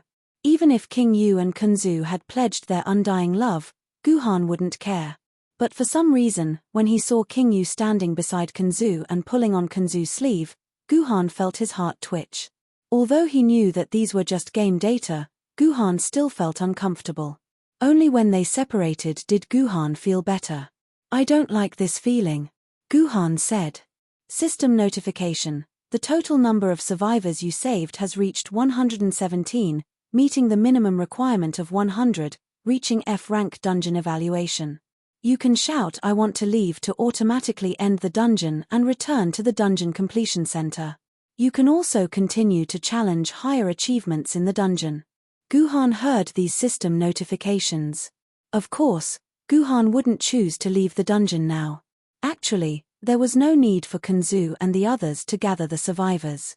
Seeing the cat demons killed by a mysterious sword aura, the survivors that escaped all ran back. They even took the initiative to join Guhan's team. Obviously, they felt that Guhan, who was powerful and could release sword aura, was more reliable. He was much better than the little brat who didn't even have a hair on his mouth and the cold girl. TMPH, they're all snobbish people. Brother Fleeting Calendar fought so hard to protect them. It's not worth it. The only person who did not join Guhan's team was a survivor who was younger than Fleeting Calendar. He looked at the snobbish people with disdain and said angrily, "You're wrong, Yu Hao. That hero is indeed stronger than us. He can protect these humans better. We have nothing to complain about." Fleeting Calendar patted Yu Hao's head. "Let's go and meet that hero. He's the first of my kind that I've met. I have a lot of questions to ask him." "What? If only I could be like them." Yu Hao pouted in dissatisfaction when he saw his idol running off to look for the hero, but he still followed after him. Chapter 575. It was important to kill the 3 demon cats as soon as possible. If they could not finish the battle within 5 minutes, many of the fleeing survivors would die at the hands of Yuan Ku. If even one of them died, Guhan might not be able to break the dungeon record. As Guhan was commanding the survivors to merge into one, he saw Kanzu walking towards him with 2 other people. Guhan knew that Kanzu had something to ask him. Of course, he had already prepared the answer in his heart. "Everyone is tired. Let's rest here for a while." Guhan gestured for the survivors to rest as he walked towards Kanzu and the others. He pulled Kanzu to a corner and smiled. "I knew you would come looking for me. Tell me, what do you want to ask me? What's going on with me?" Fleeting Calendar's eyes were filled with doubt. "Hero, are you the same as me? Why didn't you see your, or are you also born from someone else's stomach?" Fleeting Calendar felt so ashamed that his head was stuck to his stomach. "Ha ha ha, don't call me hero. Just call me military governor." Guhan laughed. "You're only half right. We are indeed the same kind of people. However, I did not jump out from someone else's stomach. Just like you, I'm a sword wielder. The sword in my hand is the same as your King of Yu's Go-Gen sword. We are both sword maidens." "Sword wielder?" Fleeting Calendar's ears twitched. "Mr. Military Governor, are people like us called sword wielder?" "That's right." Gu Han could not be bothered to continue the conversation in this question and answer format. Instead, he said systematically, "People like us, who synchronize with the famous sword since ancient times and help the birth of the Sword Lady, and synchronize with the Sword Lady, are called sword bearers." Gu Han roughly explained the situation of the sword bearer, and then made up a story about the situation of the world. The gist of it was that there had already been sword bearers before the Great Calamity, and the government had then gathered them together to form the Hua Xia Dragon Group. He was the person in charge of the Huaxia Dragon Group in the entire Huaxia region. Currently, the government had set up a temporary base outside of WH City, and he was responsible for bringing the survivors to the temporary base. The reason why Guhan made up these excuses was to use the government's name to control the calendar. According to the normal storyline, Fleeting Year Calendar would be the leader of the team, and he would be in charge of the actions of the survivors. This was not good news for Guhan, who was determined to break the record. Once Fleeting Year Calendar's saintly nature flared up, not only would he not be able to save more people, but he would also cause the deaths of the survivors that he had already saved. This was something that Guhan would not allow to happen. Therefore, the reason why Guhan made up the identity of the Huaxia Dragon Group was not just to control the survivors, but also to control Fleeting Year Calendar. As expected, when Kunzu heard Guhan's words, he no longer doubted Guhan's identity. Instead, he began to admire Guhan. "Well then, Comrade Fleeting Year Calendar." Guhan suddenly stood up and looked at Fleeting Year Calendar with a serious expression. Fleeting Year Calendar was so shocked that he did not know what to do. He looked at Guhan nervously, not knowing what Guhan was going to do. Comrade Fleeting Year Calendar, I am now officially recruiting you on behalf of the Huaxia Dragon Group. I hope that you will join the Huaxia Dragon Group. In order to protect the people of China, you will fight against these damned monsters. Are you willing to give up your life? I. Fleeting Year Calendar became excited when he heard Guhan's words. In Fleeting Year Calendar's heart, it was his dream to join a mysterious organization, fight for humanity, and become a national hero. As expected, Fleeting Year Calendar replied without hesitation, I'm willing. Well, this scene looked a little like a marriage proposal. Very well. Comrade Fleeting Year, you are a hero. The people will not forget you.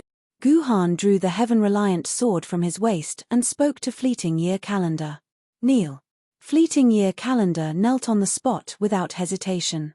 Guhan placed the heaven-reliant sword on Fleeting Year Calendar's shoulder and said in a solemn manner, I, the military governor of the Huaxia Dragon Group, the Major General of the Huaxia Dragon Group's East China region, hereby announce that Comrade Fleeting Year Calendar has joined the Great Huaxia Dragon Group.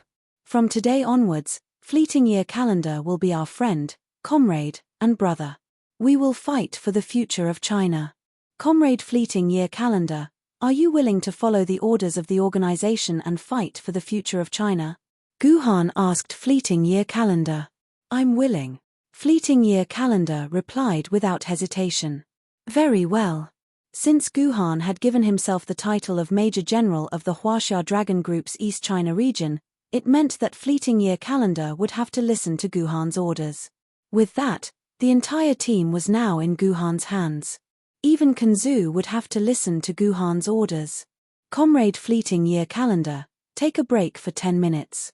We still need to save more people, Guhan said before leaving Fleeting Year Calendar. Boss, there's something wrong with that guy, Yu Hao said as he moved closer to Fleeting Year Calendar after Guhan left. What's wrong, Lord Military Governor? Fleeting Year Calendar asked absent-mindedly. He was still immersed in the excitement of joining the Huaxia Dragon Group. I've seen soldiers before. My grandfather and father are both soldiers. He said that he's a major general, a soldier, but I can't sense any soldier's aura from him. He's not a soldier at all, Yu Hao said suspiciously. Little Hao, that's where you're wrong, Fleeting Year Calendar said in a serious tone, he's not a normal soldier. His superpower organization is not a proper military organization. It's normal for them to have fewer rules. It's just like how a singer can be a major general. You can't expect someone to have the aura of a soldier, right? Yu Hao could not refute Fleeting Year Calendar's words. He could only hope that the military governor was not a scammer. However, the military governor's strength was truly terrifying. There was no need for him to lie to Fleeting Year Calendar. At that moment, Guhan was in the midst of organizing a temporary management team for the survivors. Guhan was only one person. He could not effectively control the entire team. It would be bad if the survivors ran away when Guhan was fighting. That was why he needed to organize a management team for the survivors. With the help of this organization, he would be able to control the entire team. First, Guhan chose Wang Hao. This was because Wang Hao was a ruthless person. He was also afraid of being judged by Guhan. To Guhan, he was a very useful dog. Thus, Guhan made Wang Hao a thug in the organization. He asked Wang Chao to organize 10 people to maintain order in the team. He also gave Wang Chao 10 baseball bats as weapons. If any survivor tried to escape, Wang Hao would immediately catch them, teach them a lesson. Wang Chao was very excited when he heard Guhan's task. From his point of view, since Guhan was willing to use him, he would definitely not look for trouble with him. Who knows, he might even be able to hug Guhan's thighs. After reaching the temporary base, he would be able to become a manager. What's more, the task that Guhan gave him was to manage other people. This was the job that Wang Hao was most familiar with. But what Wang Chao didn't expect was that Ji Yuhan had found another rival of his, Wang Hao's rival. It was the student who had rushed up to fight him in the movie theater. What Wang Chao couldn't accept was that this student named Li Yi became his immediate superior. He also managed 10 people under him. He was in charge of the entire team's administrative work. According to the military governor's orders, Li Yi was the captain, while Wang Chao was the vice-captain. For example, Li Yi was the prime minister, while Wang Chao was the general. One was in charge of civil affairs, while the other was in charge of military affairs. However, the prime minister's position was always higher than the general's. Boss, what is this military governor trying to do? He put Li Yi above our heads. Isn't he just making things difficult for us? One of Wang Chao's lackeys said in a bad mood. I thought this commander was a stubborn fool who only had a body full of superpowers. In the future, I can play with him however I want. I didn't expect him to be so vicious. He put Li Yi above my head. It's obvious that he's using Li Yi to monitor me and keep me in check. This Wang Chao still had some brains. He actually guessed Guhan's intentions. F***ck. Boss, why don't I find a chance to take that Li Yi? Another lackey made a gesture of rubbing his neck. Boss, there are monsters everywhere. As long as we do it discreetly, we can pretend that Li Yi was eaten by a monster. That military governor can't blame it on you. That's a good idea, but we can't do it now. Let's wait for Li Yi and the military governor to lower their guard. Wang Chao sneered. I understand. That military governor's abilities are all in that sword. If I can take that sword, then that superpower will be mine. Not to mention An Chao's restlessness, Ji Yuhan led the team towards the Hankou train station after they had finished their preparations. Although there were 120 people hidden in the Hankou train station, along the way, there were many survivors hiding in the buildings on the side of the road. Guhan, who was familiar with all the information, found these survivors one by one. Very quickly, the survivor team swelled from 117 to 143. Of course, quite a few Yuan silhouettes jumped out along the way.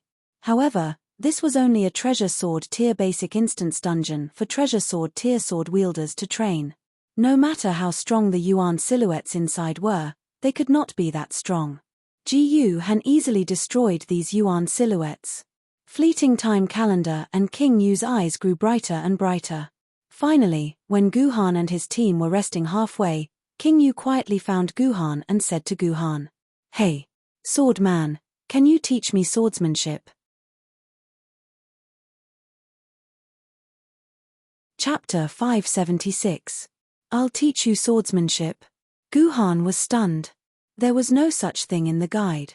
There had never been a guide that said that Queen Yu would take the initiative to ask the sword wielder to learn swordsmanship. All the guides had at most interactions between players and the fleeting year calendar. There was almost no interaction with sword maidens like Queen Yu. Were there any hidden settings here? Guhan didn't know if it was the same as he guessed, but it shouldn't be a bad thing to teach Queen Yu swordsmanship. With this thought, Guhan started to guide Queen Yu. It wasn't that Queen Yu didn't know swordsmanship, but after she became the first sword maiden to awaken, she seemed to have forgotten her own swordsmanship. She had a strong foundation in swordsmanship, so under Guhan's guidance, Queen Yu's swordsmanship grew rapidly. In a short 10-minute break, Queen Yu, who was originally clumsy, improved rapidly under Guhan's guidance. Rather than Guhan's guidance, it was more accurate to say that she gradually recalled her own swordsmanship. Guhan's guidance seemed to coincide with Queen Yu's swordsmanship. Very quickly, Queen Yu's swordsmanship took shape. In the end, she didn't need Guhan's guidance and used a complete set of swordsmanship that originally belonged to her. Seeing this, Guhan felt like a dozen bombs exploded in his heart. He felt that it was unbelievable. This was because when King Yu used her own sword technique, Ji Yuhan was horrified to find that King Yu's sword technique was 70% similar to the 9 swords of mysterious heaven. Even though the other 30% was different, it was still an improvement on the foundation of the 9 swords of mysterious heaven. In other words, the swordsmanship in 9 swords of mysterious heaven was Queen Yu's original swordsmanship. However, later on, someone improved her swordsmanship and combined 9 different moves and mental cultivation methods to form 9 swords of mysterious heaven that Guhan knew. Queen Yu was actually the ancestor of Guhan's swordsmanship. How could this be? After understanding these things, Guhan fell silent. It was not that he had never taught him the king's surpassing sword technique. Although King Yu learned the sword technique very quickly, she never recalled the sword technique that originally belonged to her. Guhan only thought that there was a deviation in the sword technique memory of this fragment of consciousness, so he didn't think too much about it. He didn't expect there to be such a secret hidden inside. Could it be that when King Yu first split his sword Maiden consciousness and entered the game, he was able to erase this portion of his sword art memory? Guhan continued to speculate, and before he knew it, the 10-minute break had already passed. Fleeting Calendar walked up to Guhan and asked, "Military Governor, are we still going to rest?" "Oh, no, let's go." Only then did Ji Han wake up from his contemplation. He waved his hand, and once again called for the team to move out, and began to rescue the survivors in Hankou train station. There was nothing much to say about the operation. Guhan left Fleeting Calendar in charge of the safety of the survivors, while he charged into the train station to rescue the survivors. Originally, this quest required Ji Han and Fleeting Year Calendar to enter the Hankou train station to rescue the survivors. The system had also set up many difficulties for the quest, as well as many traps that could lead to the deaths of the survivors. The survivors waiting outside of Hankou train station would also be ambushed by a wave of Yuan Li attacks. Without the help of Fleeting Year Calendar, most players would not be able to rescue the survivors from Hankou train station. However, these difficulties were nothing but a joke in the face of Guhan's unparalleled strength. Soon enough, the 120 survivors were rescued by Guhan. It took him less than 20 minutes to complete the mission, which was 4 times faster than the 1.5 hour that the strategy suggested. The survivors waiting outside of the train station were protected by Fleeting Calendar, so there were no casualties. Under the management of Li Yi and Wang Chao, these 120 people were successfully integrated into Ji Han's group, and the entire group swelled by a whole circle. System notification: Quest 2 completed. The survivors at Hankou train station have joined the party. System notification: Main quest has been updated. Quest 3, search the Eastern Modern Garden District. There are a total of 81 survivors hidden in the district. Please rescue them and convince them to join you and Kenzu's party. System notification: You have rescued a total of 263 survivors. The minimum requirement of 100 survivors has been met, and the dungeon has been evaluated as an A-rank dungeon. You can shout "I'm leaving" to end the dungeon and return to the dungeon's completion center. You can also continue to challenge for higher achievements in the dungeon. Eastern Modern Garden District. Guhan glanced at the name. It was a normal camp, and there weren't any powerful Yuan Ku messing around. However, there was still a bit of trouble. The 81 survivors were hidden in 22 different locations, and some of the locations were completely blocked off. The sword wielder was not an excavator, and even if the excavator was here, it wouldn't be easy to move these damned collapsed boulders. If a normal player wanted to rescue all 81 survivors, it would take at least 5 hours. Just saving these people would take up more than half of the time. Therefore, most of the strategies recommended that ordinary players only save a portion of the survivors that were the easiest to save. About 20 survivors were saved, and the rest of the survivors were left to fend for themselves. In any case, the SSS rating was only 500 people, so it didn't matter if they lost 50 or so survivors. Unfortunately, Guhan couldn't be lazy. These 50 survivors were enough to completely block him from entering the dungeon record. However, Guhan didn't want to waste 5 hours on this, so Guhan decided to find himself a helper. Yu Hao, come here. Guhan suddenly called out Yu Hao's name. Yu Hao was stunned.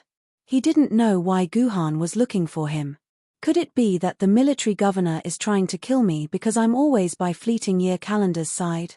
Yu Hao, who had read many political novels, walked up to Guhan with trepidation. He looked at Guhan warily, wondering if Guhan was going to give him a mission that would definitely kill him. Do you want to become a sword wielder? Unexpectedly, Ji Han actually asked a question that Yu Hao had never even thought of. A sword wielder. A person with superpowers like you and Fleeting Year Calendar. Yu Hao's eyes glowed brightly, but soon dimmed. I'm not as capable as you and brother Fleeting Calendar. That's not necessarily true. Becoming a sword wielder doesn't depend on your ability, But your talent. Guhan smiled. Even a pig can become a sword wielder as long as it has talent. I can feel it.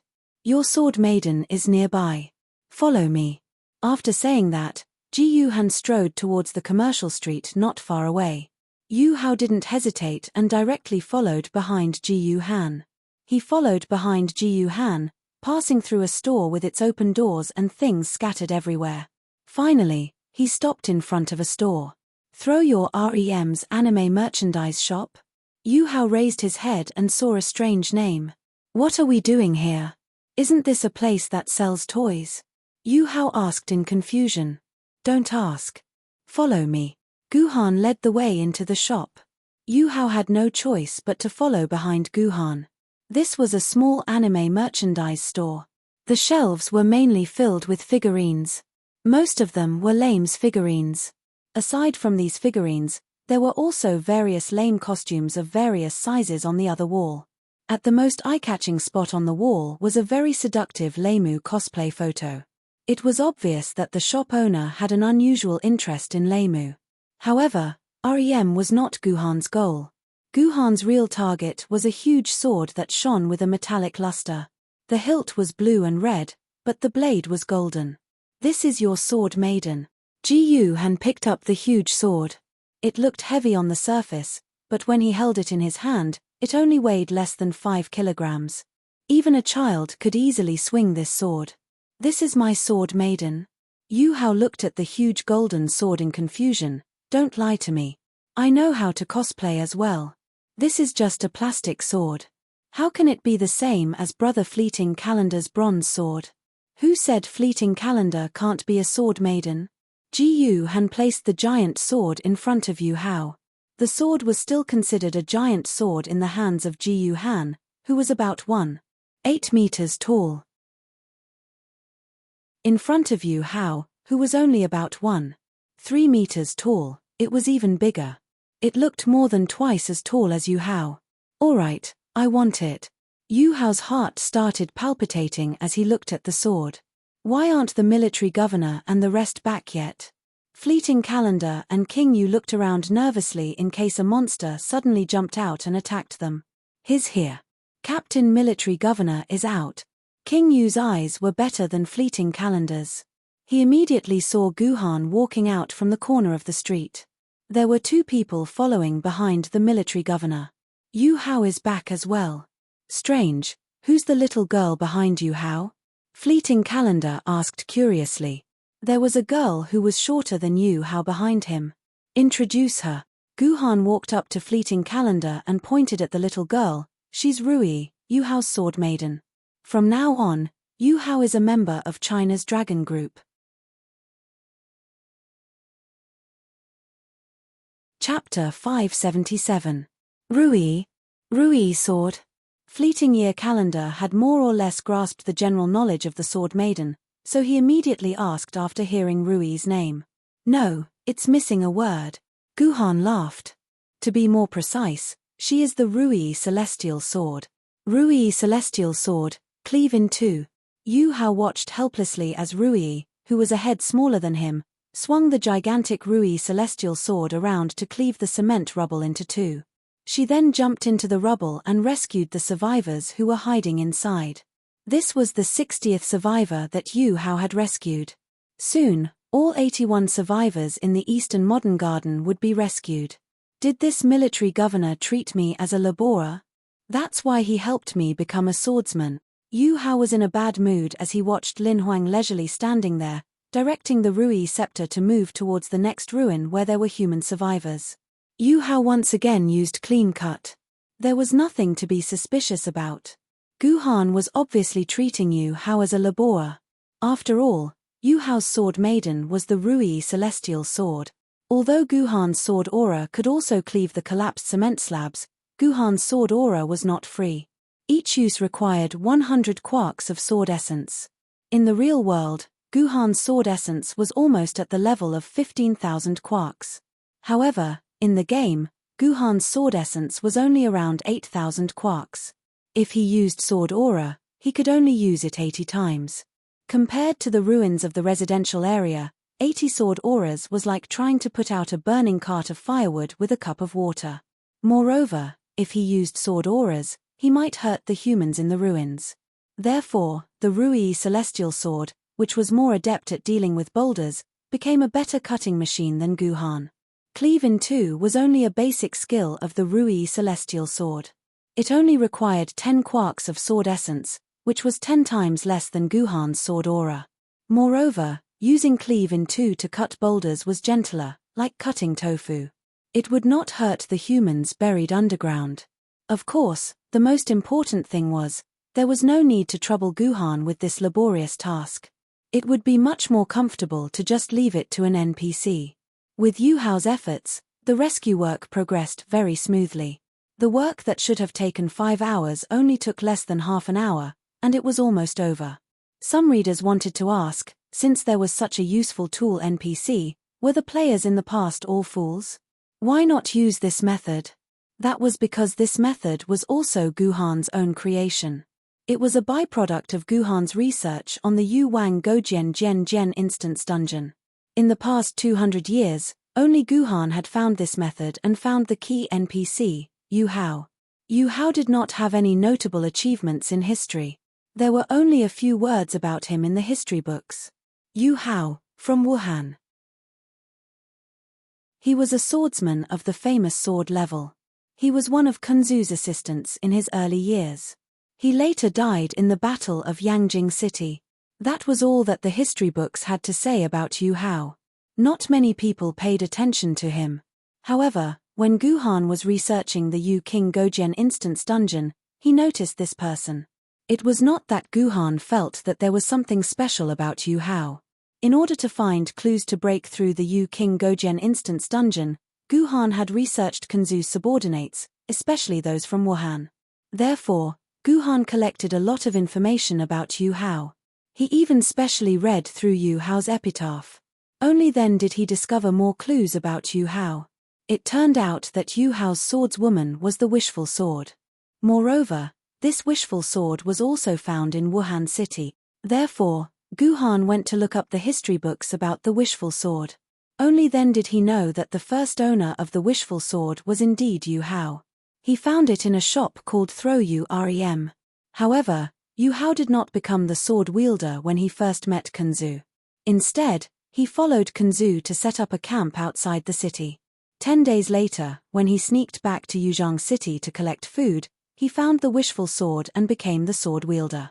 Thinking that the wishful sword would not be of much help to him in the Yu King Gojian instance dungeon, Guhan did not pay much attention to this sword wielder called Yu Hao. He only remembered this information in his heart. This was a secret that Guhan had discovered by chance. The other players who were in the Wuhan search instance dungeon naturally would not have thought that the little fellow beside Kunzu was actually a sword wielder. Therefore, no one had found this simple trick until Guhan entered this instance dungeon and heard Yu Hao's name. That was when he found the wishful sword in the depths of his memory. "Are there any survivors, Captain Military Governor?" Yu Hao asked Guhan as he looked at the oriental modern garden, which had been almost completely replaced by his wishful sword. "Yes, we're still missing 10 people," Guhan replied.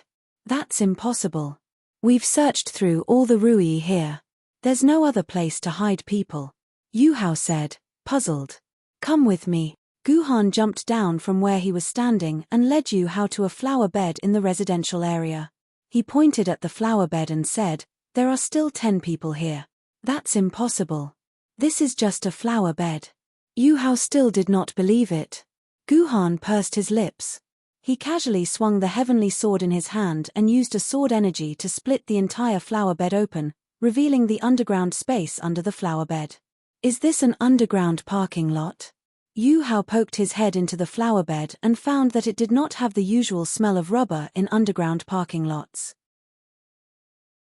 Instead, it was filled with the smell of metal. "This is an interesting place." Guhan took the lead and jumped into the hole. Yu Hao followed closely behind and jumped in as well. The space under the flower bed was indeed not a parking lot. Instead, it looked like an underground research institute with a sci-fi feel. All the walls were made of steel, and there were all kinds of equipment that Yu Hao could not name in various places. Da. Unexpectedly, Yu Hao heard a loud roar.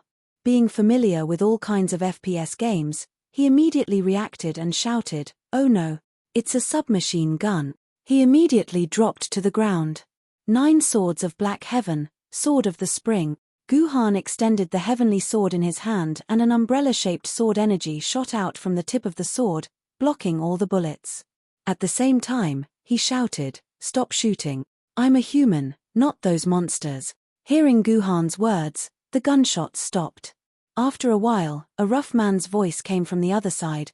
"Brother over there, are you really a human? Have you ever seen a talking monster?" Ji Han asked in a loud voice. "Then wait for me. I'm coming." Seeing that the battle was over, Yu Hao, who was panicking, crawled up from the ground. At that moment, the big man who had spoken walked over. The big man was wearing a well-ironed military uniform. Looking at his shoulder, there were 2 bars and 4 stars. He seemed to be an officer. However, his military uniform was covered in all kinds of dirt, and his face was covered in dirt. When he saw the sunlight shining through the hole, he couldn't help but squint his eyes. It seemed that he had stayed in this dark underground space for a long time, which was why he was so uncomfortable with the sunlight. "Dad." When he saw the man's face clearly, Yu Hao suddenly cried out in surprise and threw himself into the man's arms. "My good son, why is it you?" When Yu Hao's father saw Yu Hao, he was dumbfounded. In his mind, his precious son had probably died a long time ago.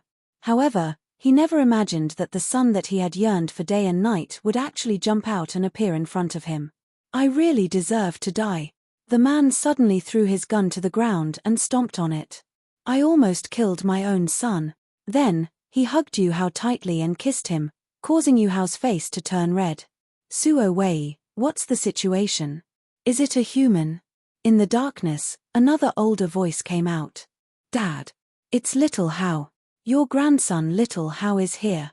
Suo Wei, Yu Hao's father, said excitedly. Listening to Suo Wei's words, the old man who spoke was his father, Yu Hao's grandfather. "Oh, Yu Hao's whole family was here. What? My precious grandson is here." The sound of footsteps could be heard as an old man who looked similar to Yu Hao ran out. He was also wearing a military uniform, and the insignia on his shoulder was a golden olive with 2 golden stars. Following behind the old man were 8 valiant soldiers in training uniforms. Each of them had a golden light in their eyes, strong arms, and an awe-inspiring aura. At first glance, one could tell that they were the king of soldiers in the army. Yu Mutian, Major General and Commander-in-Chief of China's Hubei Military District. Yu Suo Wei, Senior Colonel of China's Hubei Military District. These 2 people were Yu Hao's father and grandfather, and they were also the biggest obstacles to Guhan's mission. Because the military identity of the Yu family's grandfather and grandson was undoubtedly more reliable than Ji Han's government identity when the government was almost completely out of control. To put it bluntly, as long as these 3 people entered the survivor group, it was possible that Ji Han's prestige in the group would be taken away in an instant. Even the fleeting calendar might be on his side. If it was possible, Guhan didn't want to save these 10 people. He wanted to let them fend for themselves underground. It didn't matter if they died. However, Guhan had to save these 10 people. This was because this was the largest group of survivors in the dungeon. There were close to 200 survivors hiding in the Hubei military district. Without the Yu family's grandfather and grandson, it would be impossible for them to join the survivors. Chapter 578. After getting intimate with his precious grandson, Yu Suowei turned his attention to Guhan. At the same time, 8 submachine guns were pointed at Guhan. If Guhan dared to make a move, these submachine guns would turn Guhan into a sieve. At least, that was what Yu Suowei and Yu Hao thought. "Dad. Grandpa. What are you doing? Put down your guns," Yu Hao shouted when he saw this scene. He wasn't afraid of Guhan being killed. He was afraid that his grandfather and father would be killed by Guhan. He had seen Guhan's superpower before. Invulnerability was probably what Guhan looked like. Little Hao, You don't know how sinister people are in this world. This refuge is our military's top secret. Since he brought you here, he's definitely not an ordinary person. You have to be careful, Yu Suowei said with a righteous look on his face. No, it's really not like that. Dad, we are here to save someone. We just accidentally broke the flower bed. Yu Hao suddenly stopped talking. He remembered that it was Guhan who broke the flower bed. It was obvious that Guhan knew that there was someone under the flower bed. However, when he thought about it, it wasn't strange that Guhan knew about the flower bed. After all, Guhan was the leader of the China Dragon Group. He was a major general. It was normal for him to know the location of the refuge. Dad, Grandpa, don't be mistaken. The military governor is a soldier like us. He is a major general of the China Dragon Group. He is one of us. Yu Hao quickly explained. China Dragon Group? Major General of the China Dragon Group? Yu Suowei and Yu Mutian looked at each other in dismay. They had never heard of the China Dragon Group. Major General? Captain? Yu Suowei snorted in disdain and looked at Ji Yuhan with disdain. Young man, it's smart to lie. How can a sloppy person like you be a major general? Besides, I've never heard of a major general captain in the army. Who are you, what do you do, and what are you trying to do? You better tell me now. Leniency for those who confess, severity for those who resist. Do you understand? Yu Suowei, Yu Mutian, just because you haven't heard of it doesn't mean it doesn't exist. Guhan waved his hand. One of the soldiers felt his submachine gun disappear. It was in Guhan's hand, and the muzzle was pointed at Yu Mutian's head. Kid, what are you doing? How dare you attack a high-ranking official of China? Are you tired of living? Yu Suowei saw that his father was being pointed at, and he immediately panicked. Don't be nervous. I just feel that this gun is a little interesting. Guhan chuckled and returned the gun to the soldier. I just want to tell you that the situation has changed. Yuan Ku has invaded the world, and the State Council has ordered the Dragon Group to take over the country's security. Our Dragon Group is in charge now, so you should cooperate with us to maintain the stability of the country. Don't let the country fall into chaos. What the hell is this guy talking about? Isn't the Dragon Group trying to usurp the throne? Yu Suowei was about to order his men to arrest Guhan when Yu Mutian suddenly waved his hand. Comrade, I remember now. Our country does have a Dragon Group. It was established by the founding father of the country. However, it's been a long time, and I've forgotten about it. Yu Mutian smiled as he shook Ji Yuhan's hand. Comrade from the Dragon Team, can you tell us about the situation outside? What's wrong with this world? Who is this Yuan Ku that you're talking about? Why are they like phantoms? Even bullets can't penetrate them. Comrade, don't you know that hundreds of our brothers, soldiers, and comrades have died in the hands of these Yuan Ku? It's because of their protection that we're able to keep our lives. Yu Mutian's eyes started to tear up as he spoke. No one knew if he was really tearing up or if he was just putting on an act. However, sly old foxes like him weren't simple at all. However, this old man was probably faking it. The Dragon Group was just a random unit that Guhan had made up. This old man actually said that he had heard of it and even said that it was established during the founding father of the country. Even Guhan was impressed by his ability to adapt to the situation. However, since this old man was willing to play along, things would be much easier. At the very least, he had to stabilize these 10 people and prevent them from causing any trouble. Senior Yu, the 2D Yuan Ku is currently attacking us humans. Their bodies are in between dimensions, so our normal attacks are unable to harm them. Only the sword-bearers of the Dragon Group can fight against them. Guhan lied. The ancestors of the Dragon Group predicted this a long time ago, so we secretly formed the China Dragon Group with the founding father. We recruited people with the talent to become sword-bearers into our Dragon Group. During peaceful times, the Dragon Group never revealed itself. However, now that the Yuan Ku has invaded, it's time for us to come out and protect the country and its people. Comrade, I'm honored to inform you that your grandson, Yu Hao, has discovered the talent to become a sword-bearer. He has officially become a great sword-bearer and has joined the dragon group. What? Little Hao, you've joined a swindler organization? Are you crazy? Yu Suowei still didn't believe Ji Yuhan's words and questioned his son. How about this, Comrade Yu Hao? Let Rui come in and show off your strength. Let your father and grandfather believe in the existence of the dragon group. Ji Yuhan patted Yu Hao's shoulder. Yu Hao nodded excitedly. After all, he was still a child. Being able to show off his superpower in front of his grandfather and father was an exciting thing no matter how one looked at it. So with a wave of his hand, a sword light flew into Yu Hao's hand. Then the Yu family's father and son saw their son, grandson, holding a sword inexplicably. They swore to the heavens that this sword had appeared out of nowhere and they hadn't seen it before. What happened next was even more magical. The sword suddenly released a blinding light, and then turned into a short girl. She was still holding the huge sword in her hand. Is this magic?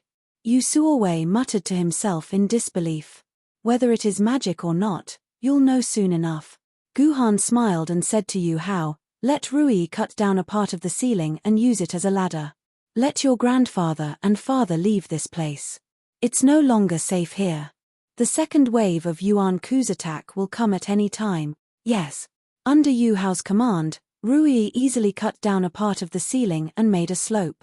When all 10 of them returned to the ground through the slope, they finally believed that there was a monster like Yuan Ku in this world. There was also a sword wielder who could fight against Yuan Ku. The heavens have pity on us. The heavens have not destroyed the human race. Yu Mutian sighed. At the beginning of the apocalypse, when he saw that the bullets couldn't hurt them at all, and that even the walls couldn't stop them from moving, Yu Mutian felt despair. He felt that the human race was about to go extinct. He didn't expect that the ancestors of the human race had already predicted this disaster. They had even organized the dragon group to fight against the Yuan Ku.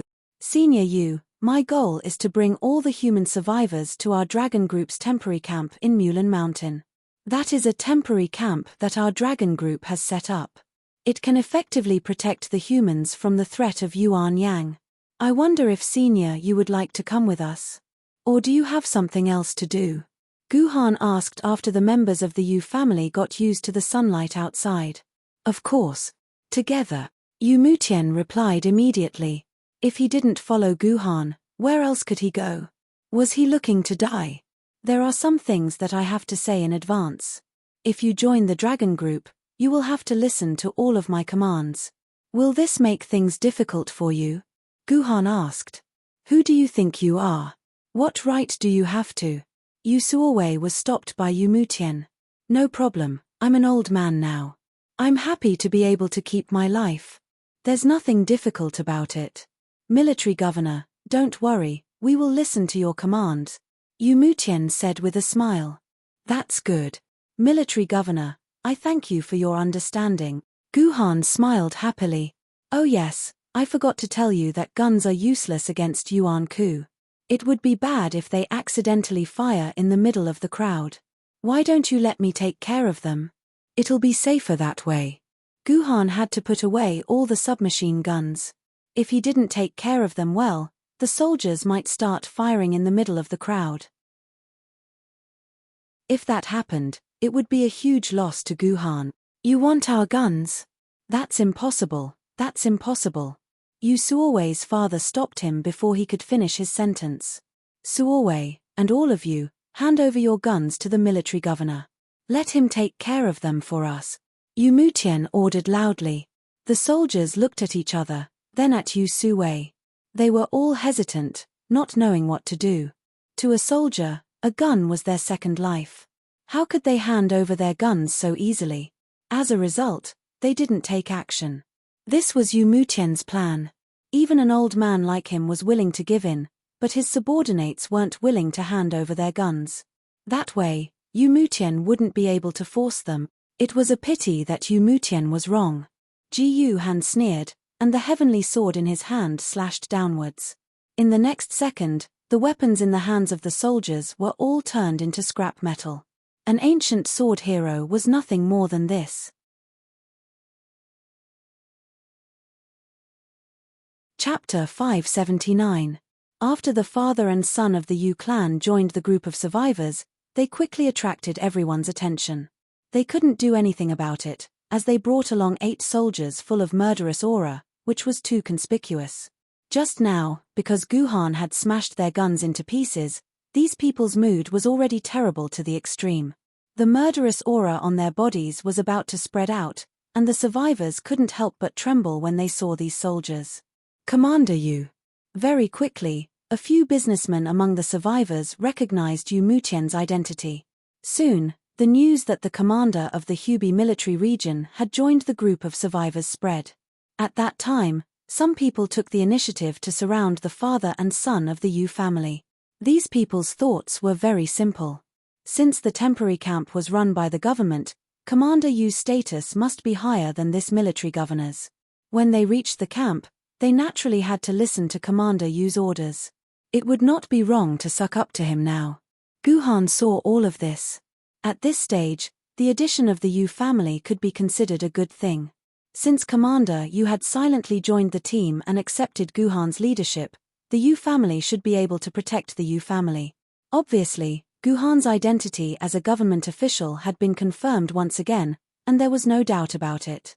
Following that, under Guhan's command, the team swept through 2 large-scale survivor gathering points, and also rescued a lot of scattered survivors on both sides of the road.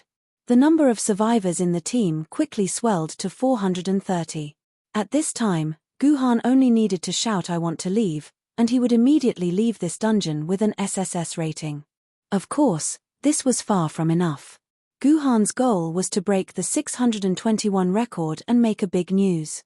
Next, Guhan began to lead the survivors to the Hu military district, North headquarters.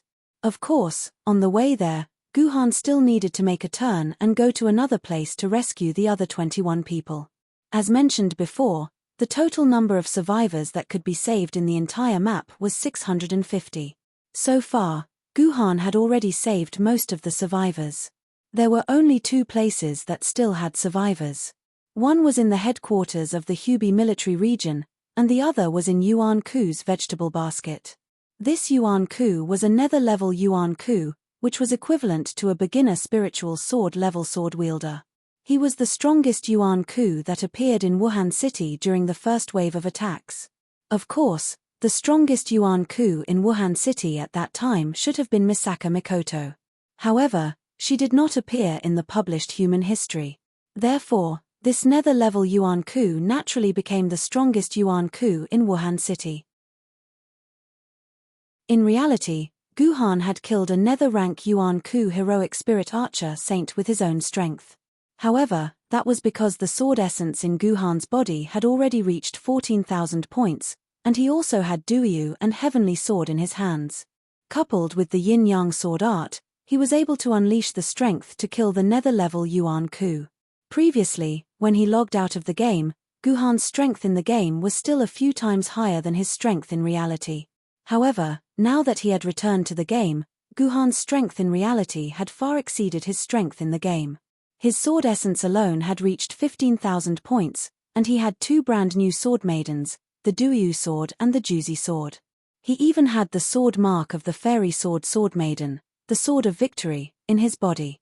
Based on pure statistics, the real Guhan was more than 10 times stronger than the real Guhan in the game.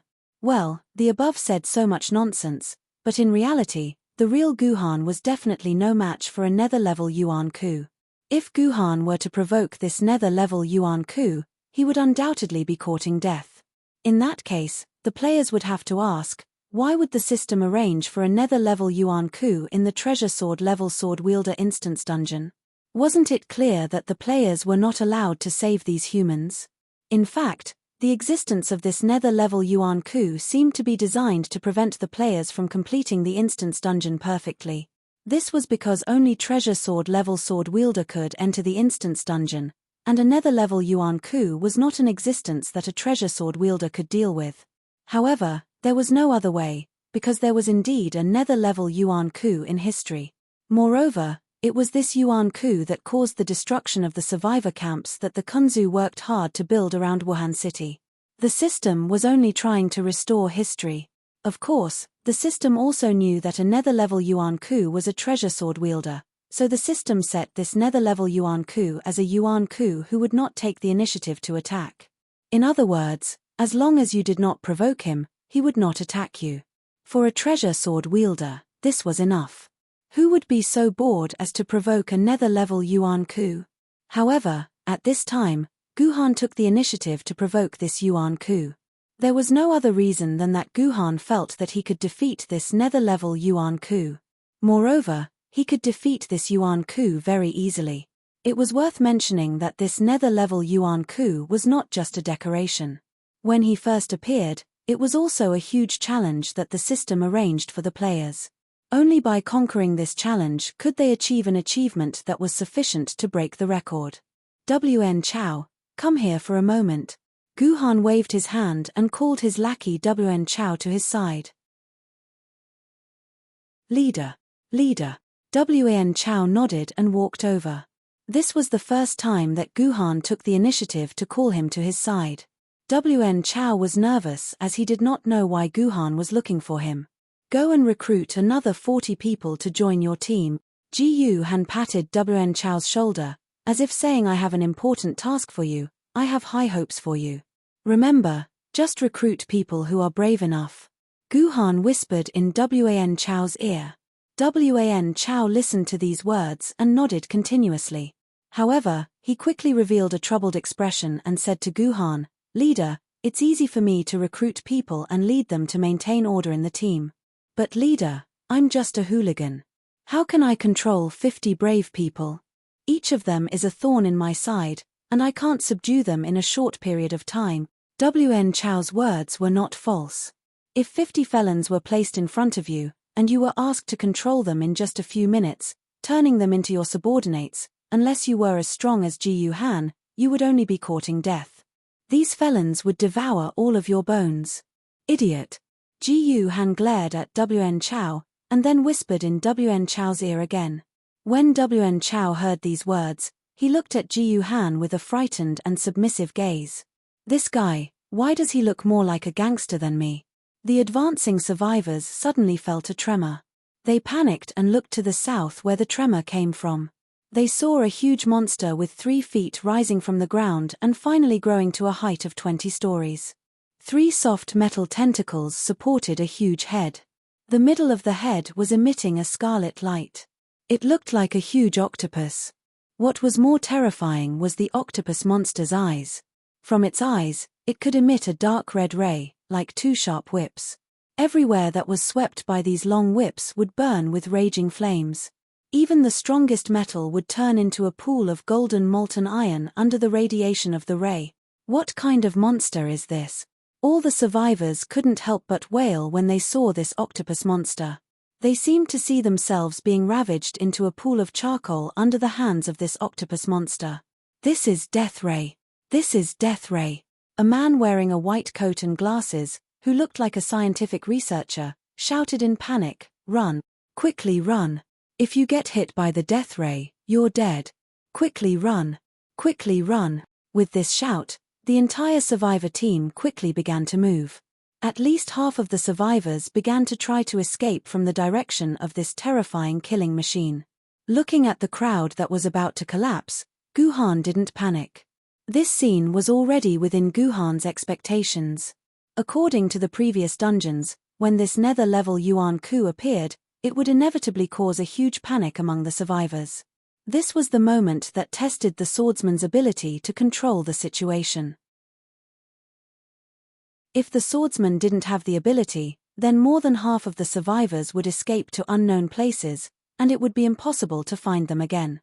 And if the sword-bearer had the ability, then they would be able to calm the restlessness from the beginning. Those sword-bearers who managed to kill more than 600 people were the ones who managed to control the situation.